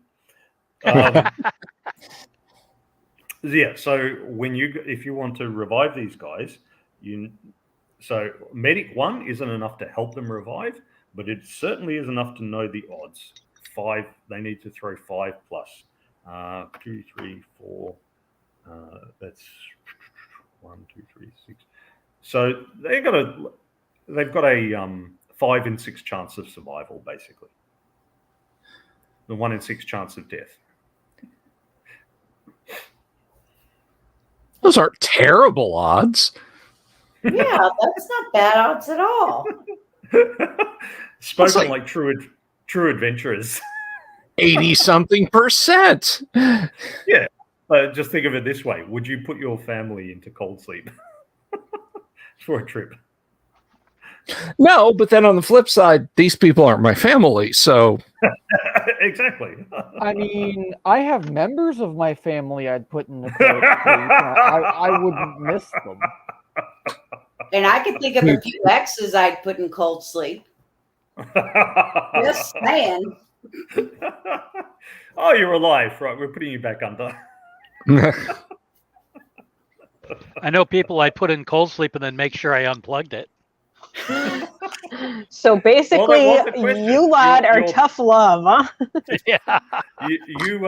Your patron, she did actually, when you first came across these guys, she stood there with a hand on the switch and she said, "So, is this a rescue mission or salvage?" And there was a little tense moment because Bill and Todd were most insistent that she couldn't flip the switch. And it sounds like a red pill or a blue pill decision. I was not at that point 100%. I didn't want to condemn a couple of innocent people who literally thought that they were going to wake up 300 years ago or however long ago it was on whatever colony world they expected to be on and just condemn them to death. Now I'm a little better informed. Well, first off, if they're in orange jumpsuits, they're probably prisoners, as we've surmised. Maybe we can look through and find any information and see if it identifies them and find out why they're prisoners. If you, there'd be two Yeah, things. it might be good to verify if they're violent felons versus just white-collar crime. This one was bad checks and that one stole a car, yeah. So normally in low passage, the passengers allowed 10 kilograms of luggage, and this luggage will generally be stored either in the cargo area or in the better ships. They'll be stored just underneath their tube, amongst all the electronics that are, and hydraulics that are there. So you can look around that. As for so if there's no paper records associated with them, then it may be that there are electronic records, but you'd have to power up the ship properly to see those. And then remember, too, that just because they're in orange jumpsuits doesn't mean Valor didn't order them into orange jumpsuits before putting them in the tubes. I know. Odds are there are probably a couple of cons, and we're going to wake up with, does it seem the type to plan ahead and actually have orange jumpsuits on hand to order that? Well, his men might have been Just in in orange. case. Well, orange jumpsuits are a common, Also correct. Yeah, I mean, just before we, before we decide that this is, Charles Stark and his girlfriend. So further on this level, so that conference Are room the is actually are the cold sleep capsules removable? No, they're part of it. Well, I mean, anything's removable with enough effort, but well, yeah. So number 4 is an engineering deck. 5 is cabins. There's a couple of cabins. 6 is a workshop. 7 is a quarter deck. So the quarter deck is when the cargo is handled from of note on these ships. The gunnery, people working in gunnery are also working with payload. So the people who do gunnery, it's their responsibility to handle the cargo, including operating cargo arms. It's a similar skill set in terms of the mechanics of it all. And I can do that. There's an infirmary. That would be a comfortable place for the wounded guy if the thing were upright. There's some gym equipment for the long periods where there's low or no gravity. And there's a galley, pretends a galley. And then there's storage for various bits and pieces, non-personal nature. And of course, the keel. That's the main deck.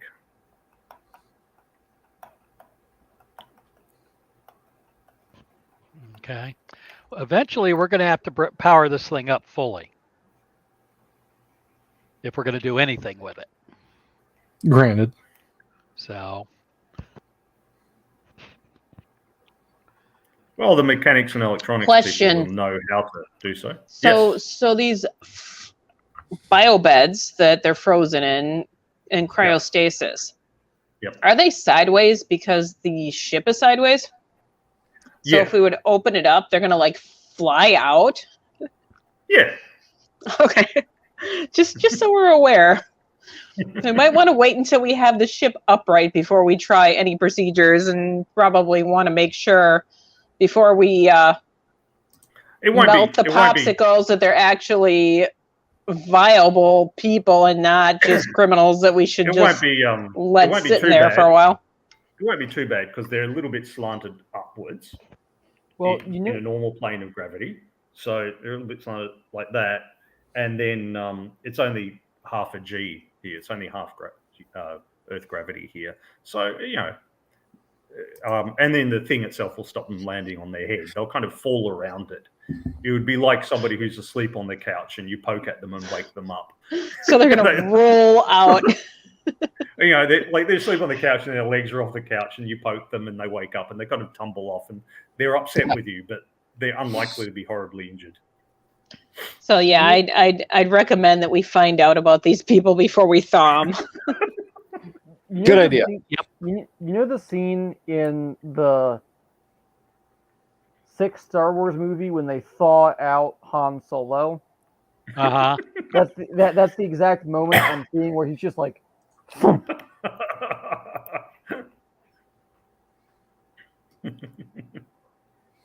Really? Yeah, drops out. Okay, so do you want to head down to the power deck and see if you can power up the ship, or what's the plan? Well, we need power. Sounds like a plan. You just want to loot it thoroughly? Go and get yourself a semi-trailer and pull out all the guns? Hey, if we're powering up, we can do this whenever we want, so let's just make sure it's viable. Open up a shop next to Ballard. Put him out of business.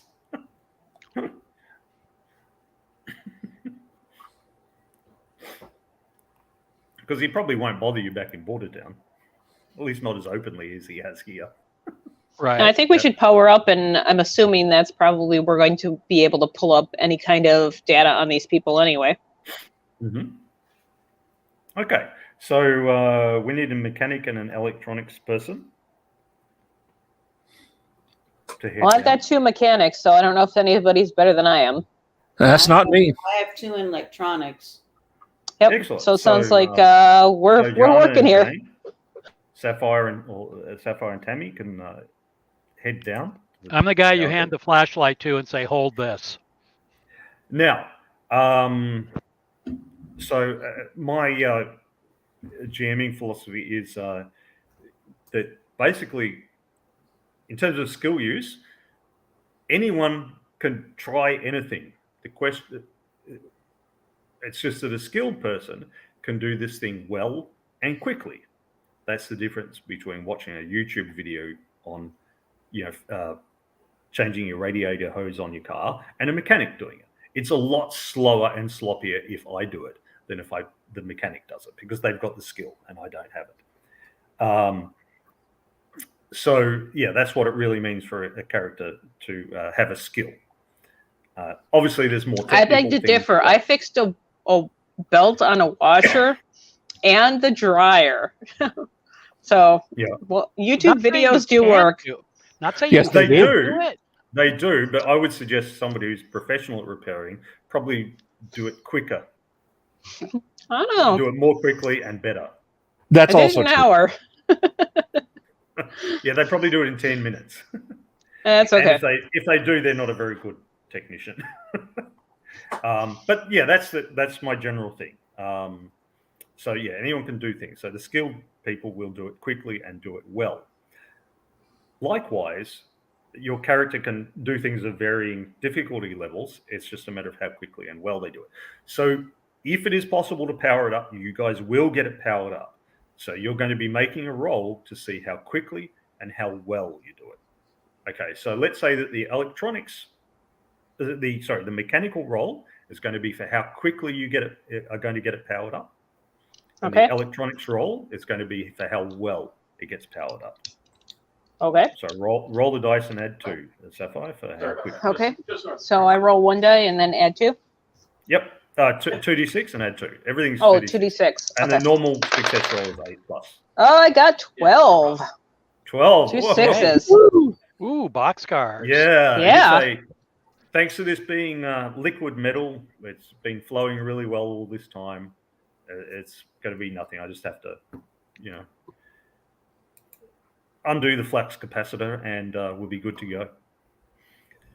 Tammy, Okay. how well? Throw the banana peels in there. Yeah. 2d6 Mine's plus 9 total. 9 total. Okay, you do it pretty well. All right.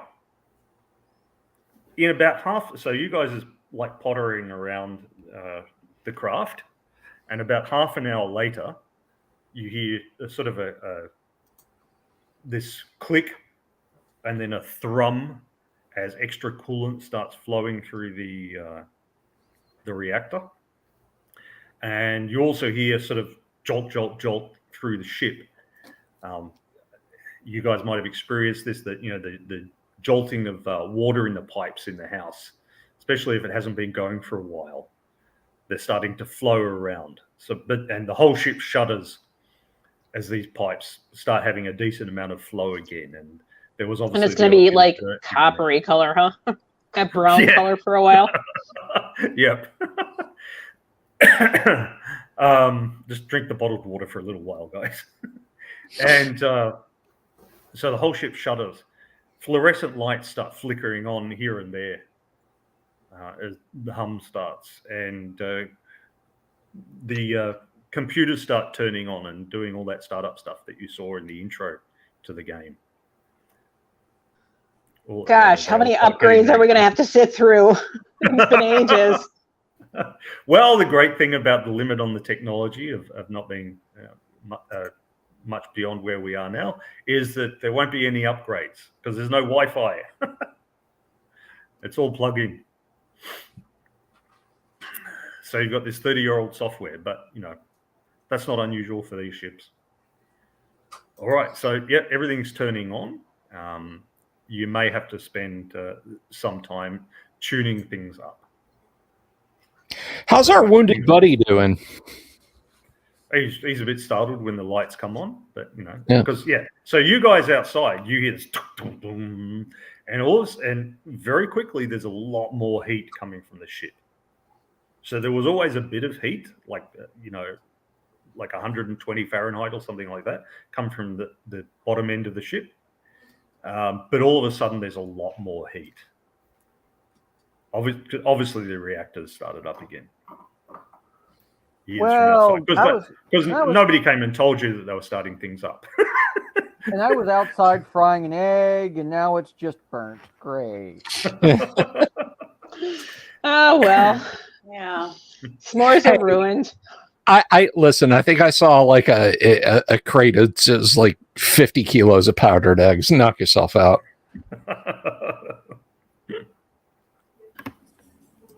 They're called emergency rations for a reason.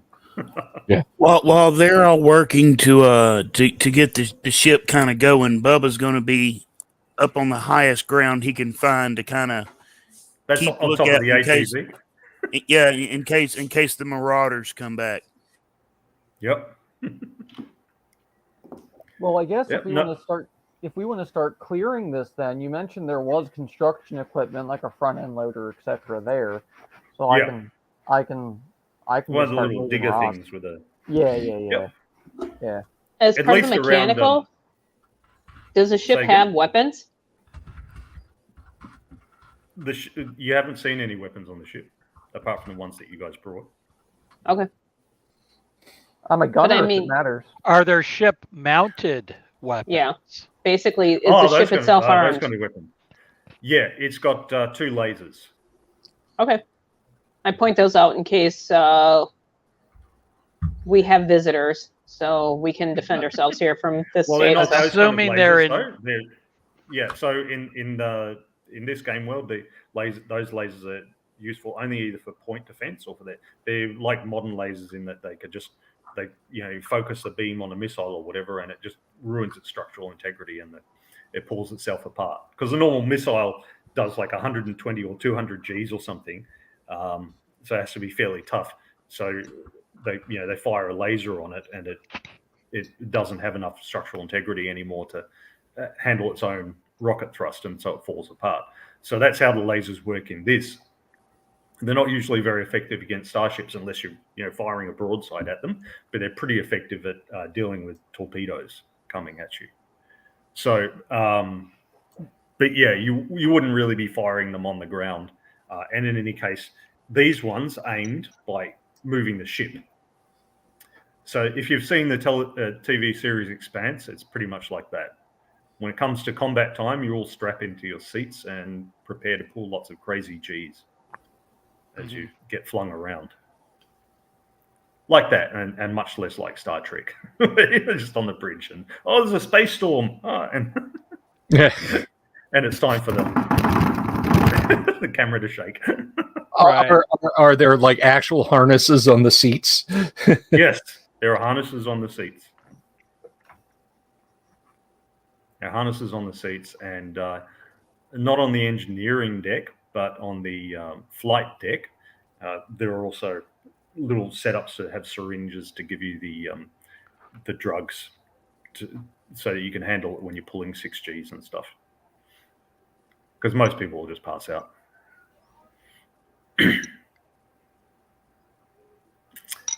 So you've powered it up. So what are you guys going to do from here?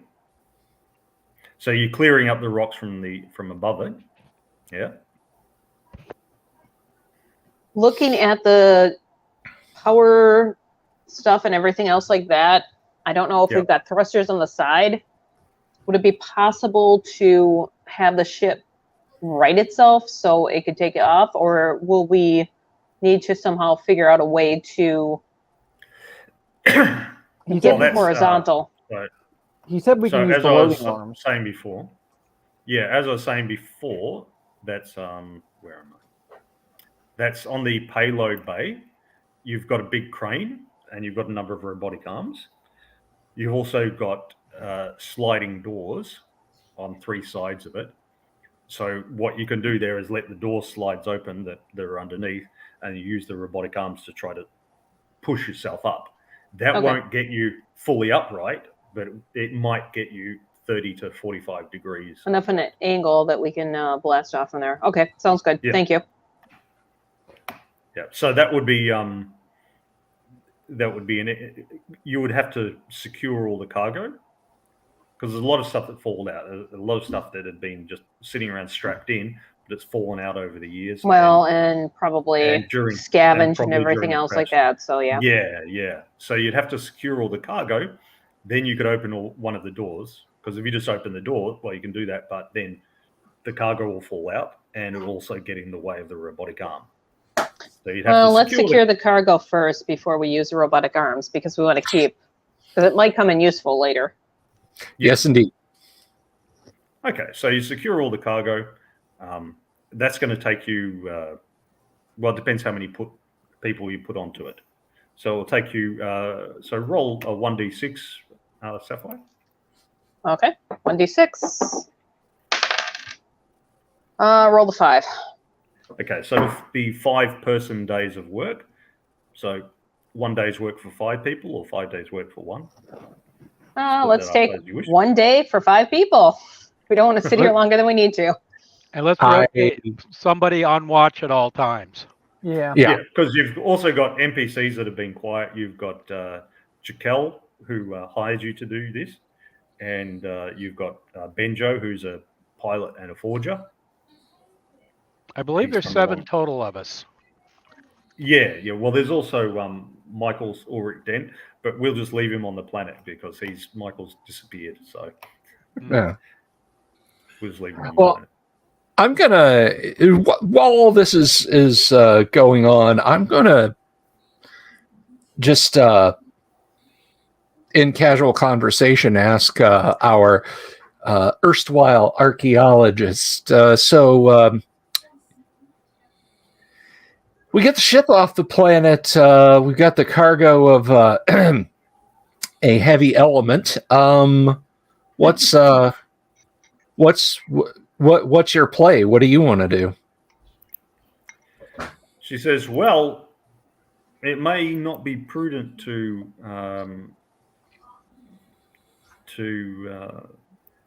go to one of the bigger worlds, one of the more trafficked worlds like Asimov or something. That may not be a good idea.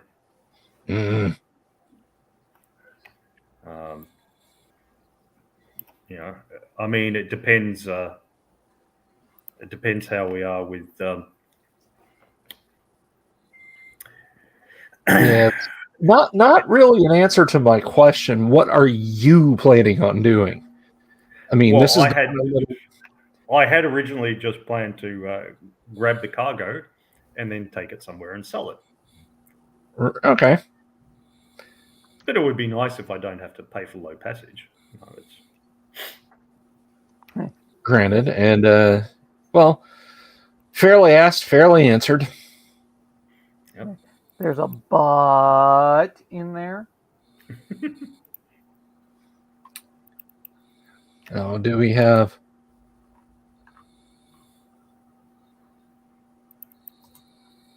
Well, no. I just I think we can come to something amenable. I think first and foremost, let's see if the ship's even functional, because, as in can lift off. If we have to make other arrangements, then this will become, and I look at the doctor, a salvage mission again. Since we have 7 people, we've got 5 working on there. We have 1 on sentry duty. Can we have 1 bring water to top off the tanks so that we are at full capacity? Where are we getting the water from? Oh, don't we have to dig or something? Well, you'd need a drill. You'd need a drill. Is there something on the ship that can drill? No, it doesn't have a drill. It does have water hoses. So if you can do a short off, then you can go and park yourself by the coast or by a river and draw water from there. Okay. And just so we're clear, Kyle, and I'm guessing like 99.99999% sure the answer is no. This is H2O. This is not deuterium. This is nothing exotic. It's just hydrogen and oxygen. This is just water. Okay. You do occasionally have to buy fuel that has trolfium and stuff like that too. Okay. So actually taking a short jump might actually be beneficial for us, not only to fill up the tanks, but also to make sure that we don't get too far before it, so we can ensure that it actually is space worthy. Yeah. And truth be told, I wouldn't mind spending a weekend on the beach not being shot at. Does it matter if it's salt water or not? Does the salt content matter? It can filter it out. Okay. We hand wave that because that would be boring. we're not doing 32nd century flight sim here. It's So brackish or salt or fresh, anything works. yeah, pretty much. You can land next to Yoda on Dagobah, and I need to know what the orbital frequency of the planet is, or it'll break my verisimilitude. Sounds like a Star Trek episode here. We had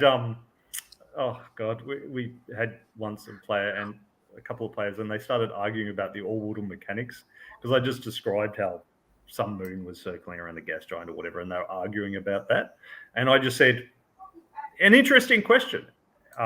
Does your character have skill in orbital mechanics? And the player said, I've actually been doing a degree in this. And I said, that's nice. Does your character have a skill in orbital mechanics? And he said, no. And I said, okay, then how will your character go about answering this question? But I said, it is indeed a mystery. And there are many things that are mysteries to us in life. Mm-hmm. We may or may not choose to go and find the answer to that mystery. If your character is not finding the answer to that mystery, what are they doing instead now? What are you actually doing in play?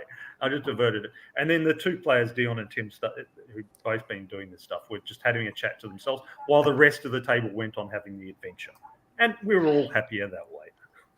It's mood. Orbital mechanics.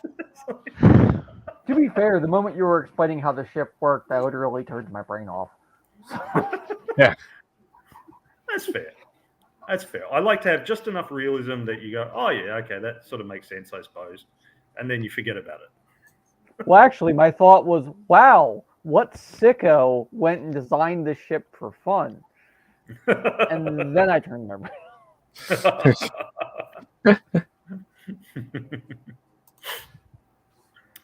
Same sort of sicko that writes big long spell lists, I guess, in D&D. All right. So you take a day to sort out the cargo, and nothing comes to bother you in that day. And so then on the next day, the gunnery officers can do a bit of payload shifting. And again, they will be able to turn it some amount upright. It's just a matter of how long it will take them and how far they'll go. So I believe we've got two gunnery officers. Two people with gunnery. Yes, that is correct. Okay, so Bill, you roll for how long it's going to take you to get this thing as upright as you can. All right. And then Ricky, you can roll for how far upright it's going to get. Okie dokie. I got a 7. Yep. Good for you. I got a 4. All right. So it's going to be a lot of stuffing around because it's quite loose rock. So it's hard to Before we start thinking about moving the ship, I believe we have stuff in the vehicles to pull in. Got to load up everything out of there. Oh, yeah. We can assume that that's part of the organizing the cargo. I'm used to the game masters that if you don't tell them it happened, it didn't. And if we can, even if we can we out? Is there also room for the rover in there as well? Technically there is, but there's no physical way of getting it into the thing because you'd have to be on its side. You'd have to drive it in and and then drop it. And Yeah. Everybody out of the way. Meow. If you could get it fully upright, then and the crane were working well, then you could and plonk it in. You'd be able to do that. Hear that try. Yeah, so if you can get it upright, do a short hop of like 100 feet or something, and yeah. So good thinking. Yeah, you may be used to the GM trying that sort of thing there, Gary, but I try not to be an arsehole. It's like, Thank you. But you didn't say that you put your pants on this morning. You know, Exactly. I had once a game session with a GM like that, and it was like I was a fantasy game, Elric of Melbourne or something. And you go into a room and there's this rich tapestry on the wall. Okay, well we go across and we have a look at the tapestry. Okay, while you're looking at the tapestry, the 7-foot-tall black onyx panther-headed statue of a man that was in the middle of the room animates and attacks you. It's like, did you not think to mention that? Well, you didn't ask if there was such a thing in the room. It's like, didn't we see it as we're walking past it to the to the tapestry? What, you didn't ask what else was in the room?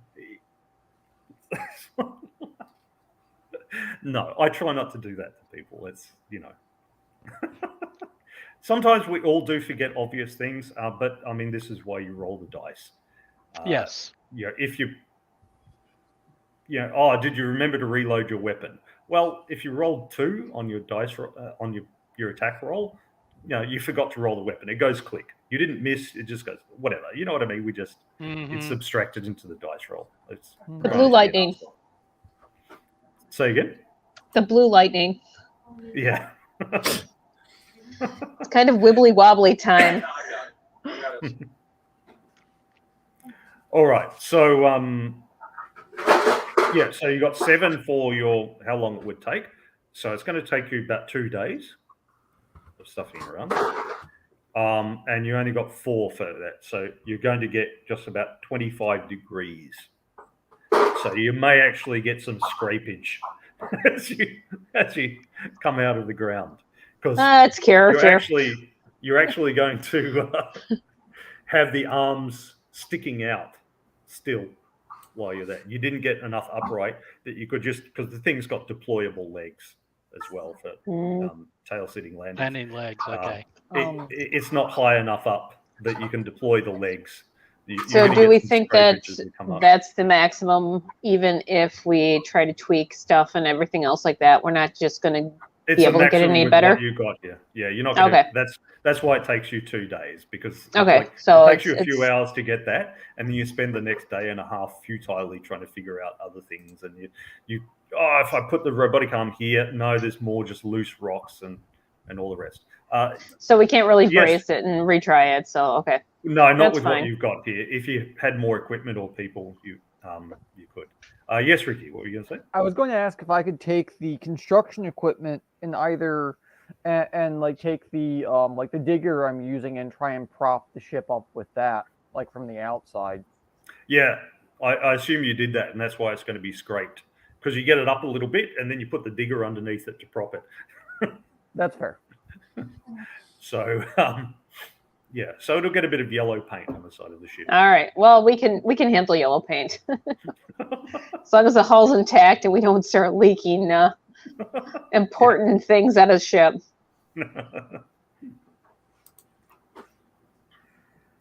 Okay. Yeah. So are you ready to do a test hop? Well, we have everything secure, and we got our injured guy like strapped in somewhere so he doesn't flop around. Yeah. You could put him in a cold sleep tube.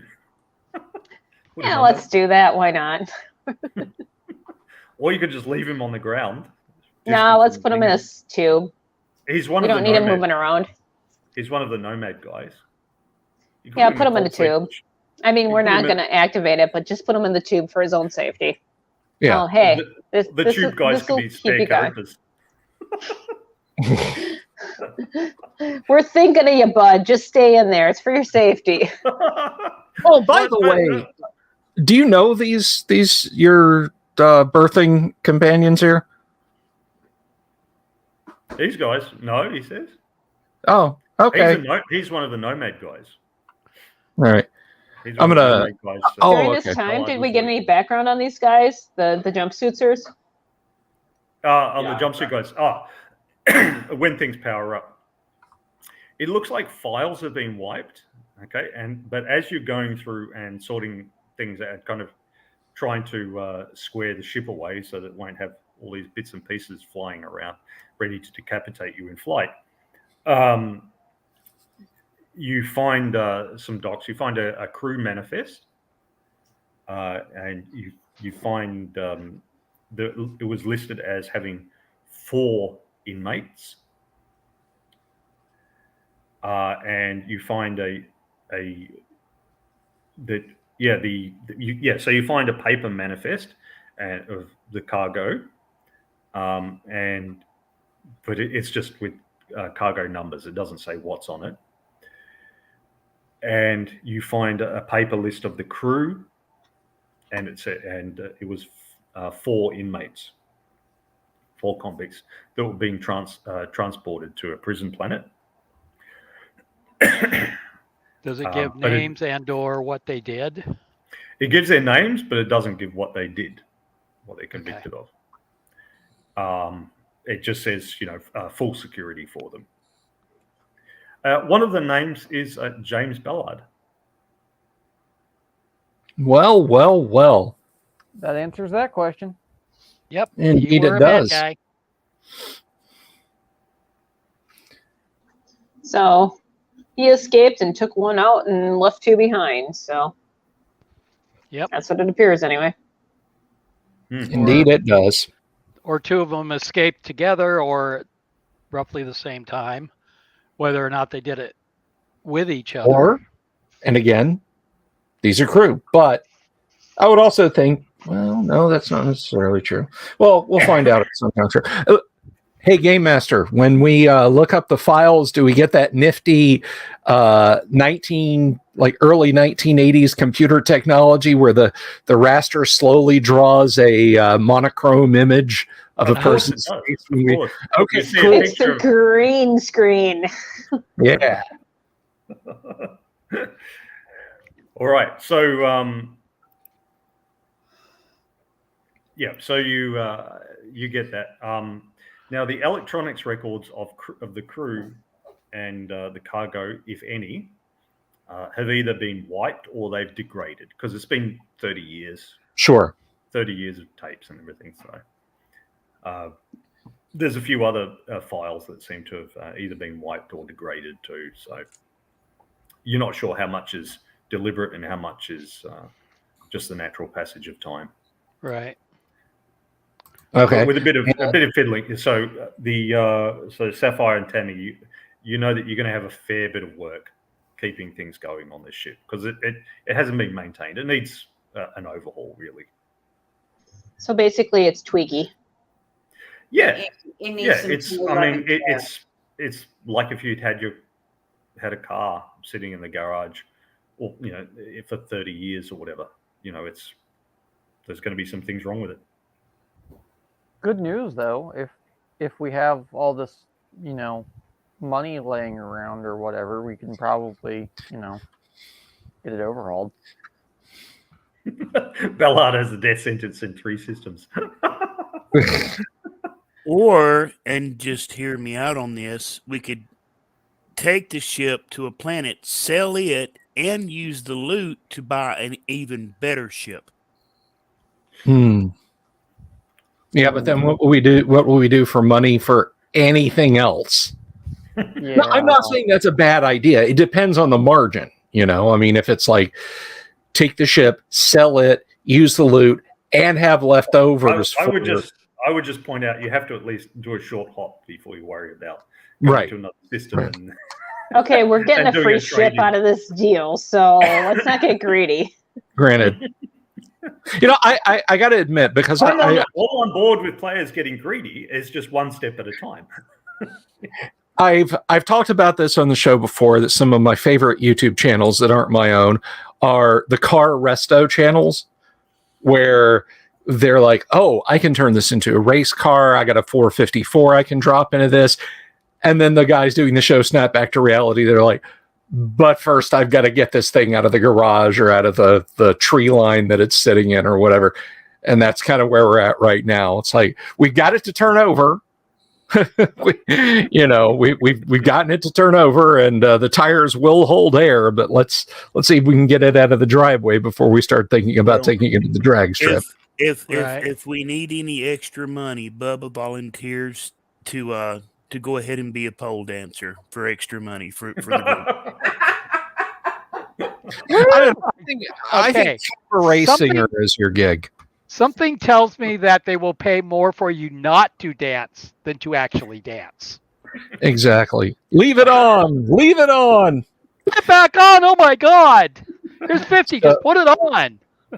Well, is there a sufficiently large body of water that it would be a major inconvenience for, say, Ballard and any allies to get to it distance away? Yeah. There's good. There's a lake near. There's a lake 30 miles away or so. Yeah. But a level enough area that we're not going to risk. You have to do you have to do the short hop. Remember the scrape and then the short hop. Because do you still want to get your ATV? Yes. Because you have to do that when you're vertical. I know, but I feel like the next major landmass across a Hudson Bay sized body of water is the better bet if we can still do that without blowing the main drive stack, Mr. Game Master. Well, that's up to the dice, not me. Well, we can do a couple of little jumps. We can puddle hop it to see first one and then load up the ATV and then do another one farther. Yeah, first let's make sure the ship will even operate. Yeah, I like that. I like that idea. Let's start with. Let's take it out, get it out of the driveway first. Literally. Exactly. All right, who's going to pilot it? Not me. Nope. I don't have no damn pilot. Didn't one of the NPCs I hear you said they were a pilot? Yes, he is. But don't put all the responsibility on me. Well, come on. Unless another player has pilot, No. Wait a minute. I can make it run. I just can't fly it. Bill's got ship's boat, and this is only a short hop, so he can do that. All right. If it fails, it's the DM clearly railroading us. It'll be great. You can blame it on. I don't want that. See, I don't. If I make the rolls, then I'm railroading. I don't want to do that. I want all your successes and failures to be down to you. Once we're off the ground, guys. I mean, it's sticks forward, we go forward. Pull sticks back, we go back. Push sticks inward, we lower down. Push sticks outward, we lift up. That's assuming they didn't reverse the diagram. That. I don't think they pulled the main panel to do that, but we can definitely give it a try. Just to mess with you, they reverse everything. Yeah. Best anti-hijacking program there is. Yes. Okay. Make a ship's boat roll. Last checks my from fingers, the my eyes, my okay, legs. so last I want another mechanics and electronics check from Sapphire and Tammy. Just to make sure that, it's ready to go. It's not going to be a sudden explosion when you... Okay, mechanical. Is that 1 or 2? Yep. Sorry. 2. 2? 2. Yep. It helps if the dust go flat, don't they? Okay. 10. Mine 10. was 7. Okay. 7. All right. So, the mechanics seem good. You go through the pre-flight checks. You're getting good coolant flow and all the rest. The electronics seem a little bit off. It does seem that there was some degradation with time. So you stop the launch clock and you go and you find a spare circuit board and you slot that in and you curse at the old building of it and you give it a kick and swear at it a bit. And you yep, it's as ready as it'll ever be. All right, Mr. Game Master, I rolled a 10. 10. On ship Okay. boat. So for the first time in 30 years, the drive starts kicking out. It's pushing out lots of water. Anyone or anything outside will see this big gout of steam and flame come out.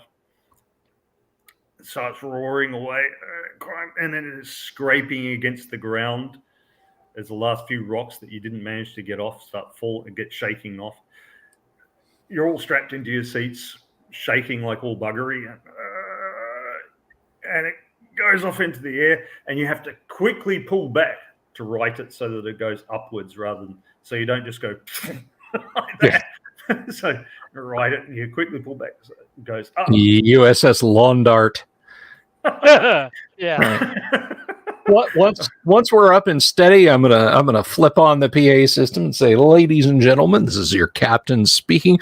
Today we're going to be cruising at an altitude of approximately 7,000 meters. If you look out your left side, you will see an expanse of brown wasteland dotted by uninteresting towns. But if you look out the right side, you will see a brown wasteland dotted by uninteresting towns. Please secure your trays in the upright and fully stowed positions and observe the no smoking signs as they are lit." Good. Now shut up and land the ship. I call out, no, no stewardess service here. Come on. I think I saw some killer peanuts stashed in one of the supply lockers, but I haven't turned on the you can move around the cabin light yet. But anyway, 30-year-old Bubba's folding a paper hat to wear to be the steward. There's a bit of a judder. We probably have Twinkies on board, so we're good. There's a bit of a judder through the ship. There's some ice in the coolant pipes. You'll have to tune them up when you land back down. all right. Okay, well, we will go to a nearby body of water and perform.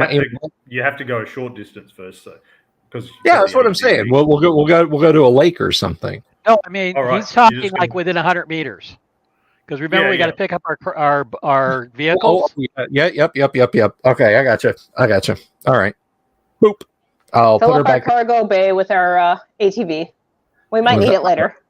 Or we with might our- sell it and trade it for repairs. Who knows? well-gotten goods. Okay, so you come down. You come down to land gently. You pop the landing gear, and the landing gear doesn't fully deploy. So the mechanic's going to have to get mechanic and electronics going to have to get out there and. All right, we can do it. Okay. Okay, mechanics check. I got a 10. 10. Okay, so you just do it manually. I'll fix this later. Manually now. So you're busily winding for the next 10 minutes. Thanks, Working Nathan. this giant lever back and forth to pinion the leg out. Yep. So and the electronics, Tammy? I rolled a 9. 9. Okay. Yep. And that's fairly smooth. You just go, oh, I forgot to push this button. Normally it's over in this place, and the button's over here on this one. Okay. Boom. And it goes and just comes out. And then you spend the next 8 minutes just watching Yana like busily winding on the manual. Hopefully, it's got like the hinge type of handle that I can do both hands really fast. Spin. Right, and so you keep hovering it while they're doing that, and then they tell you it's ready to go, and then you land. All right. So that was debut flight with the crew. Okay, gunnery officers. You need to go and open the cargo doors and I will do so. Yep. yeah, Ricky's character's also got gunnery.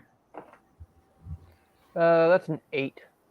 Right, so one of you needs. Who's going to drive? Who's going to drive? Bubba, I guess, will drive. He's got AT. Yeah, Bubba. Yeah, I'll drive. Okay, so you go out Do of I the get to airlock. ramp it? You go out of the airlock. Please don't ramp it. Do the slide down the ladder on the side. and you run over to the ATV and you drive it over. And then by this time, they're bringing the crane out. This crane. So you just got a mental picture. You should have a mental picture a bit like when Tintin goes to the moon. You've got that. Oh, what I'm thinking of is the claw scene from Toy Story. No. Yeah. All right. So, yep, you lower the crane down. You attach the chains and everything to the ATV. You bring it up and into the space that you've made for it. Let's see how long it takes you, gunnery officer. Who's going to make the roll for that? How quickly and how well you do it. So I got an 8. Bill, yep. So that's how well you do it. And Bill, how quickly it's done. I got a 7. 7, yeah. So it's both pretty mediocre. Take you about an hour to bring it up and get it into the right spot because you're unfamiliar with this equipment. It will become quicker in time, quicker and better in time. While you're I'm assuming we got that, somebody that's keeping watch while we're doing this too. Yeah. Okay, While cool. you're doing that, whoever is on watch, looking around, I can do it. you see a bunch of vehicles coming up, and it's the nomads. Company coming. At what point in the process is this going? Much like they're coming roaring up, pretty much like Lord Humongous. All right, so are we ready to go before they get here? Can we speed things up? You're just bringing the ATV in. Well, bless their hearts. They come roaring up, and they've got loudspeakers playing a lot of music. Oh, Bubba likes that. Yeah. Make sure I'm locked and loaded. And can we have our people get into the ship armament areas and that? So we have the ship also as a gun locker. Yep. Well, no, I mean the actual ship itself. Doesn't it have a couple of weapons that are mounted on the ship? Well, it's got lasers, but you open the port and you manually aim lasers by moving the entire ship, basically. Yeah, it's not. They're not turrets. They're just sally ports. So. Oh, okay. So they're not going to really help here. Okay. I mean, we could say, okay, drive over there. Yeah, drive right there. Yeah, that's really going to work. They will move around. They will move around a little bit, but they've only got about a 30-degree play. It's kind of like an assault. You might be lucky. Roll a 1d6. I got a 6. Well, yep, you're lucky. The laser is pointing right towards the main body of these guys. Hey, you can do a warning shot and scare them off. I could do a kill shot and scare them off to another state of existence. That'll work too. Yeah, if it'll tear apart, you don't know what it will do to people or vehicles, but if it'll tear apart a ship-to-ship torpedo, we can experiment.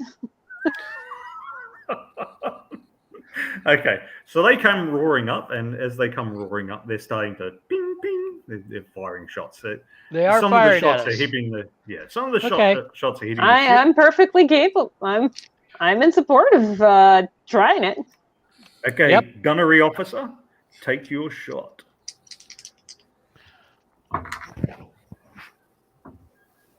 That's a 12, Kyle. Okay, so you managed to get a good aim, and the lead vehicle with Lord Humongous standing on it. There's a guy, he's all dressed in leather except for his chest.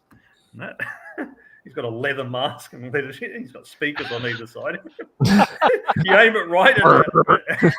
You aim it right at that on that big black vehicle that he's riding. And that bursts in. He bursts into flames, and that bursts into flames, and then it tumbles over, and the vehicles around him then stop. As that one bursts into flames. You have to put the burn on for a few seconds, but right. Over the engine and the reactor and that you can't hit. I'm nicknaming him Ming the Merciless now. It's a magnifying glass, and we're God. Just over the Use over the the ant. over the ship's intercom system, I say, now witness the firepower of this fully armed and operational ship we just stole. Oh dear. All right. So the other guys, having seen their leader burned to ashes, they stop bothering you. They stop where they are, and they look as if they want to go over Robin! they look as if they want to go over and attend to them, but then realize that might actually be pointless because he's bacon burned ashes. They don't have that much aquaphor. So and they also don't shoot at you or anything, and then some of them start turn their vehicles back. They go away. All right. So yeah, you've now got the ATV in your craft, and you can close the doors and take off. All right. We needed to do what we needed to do. We're good.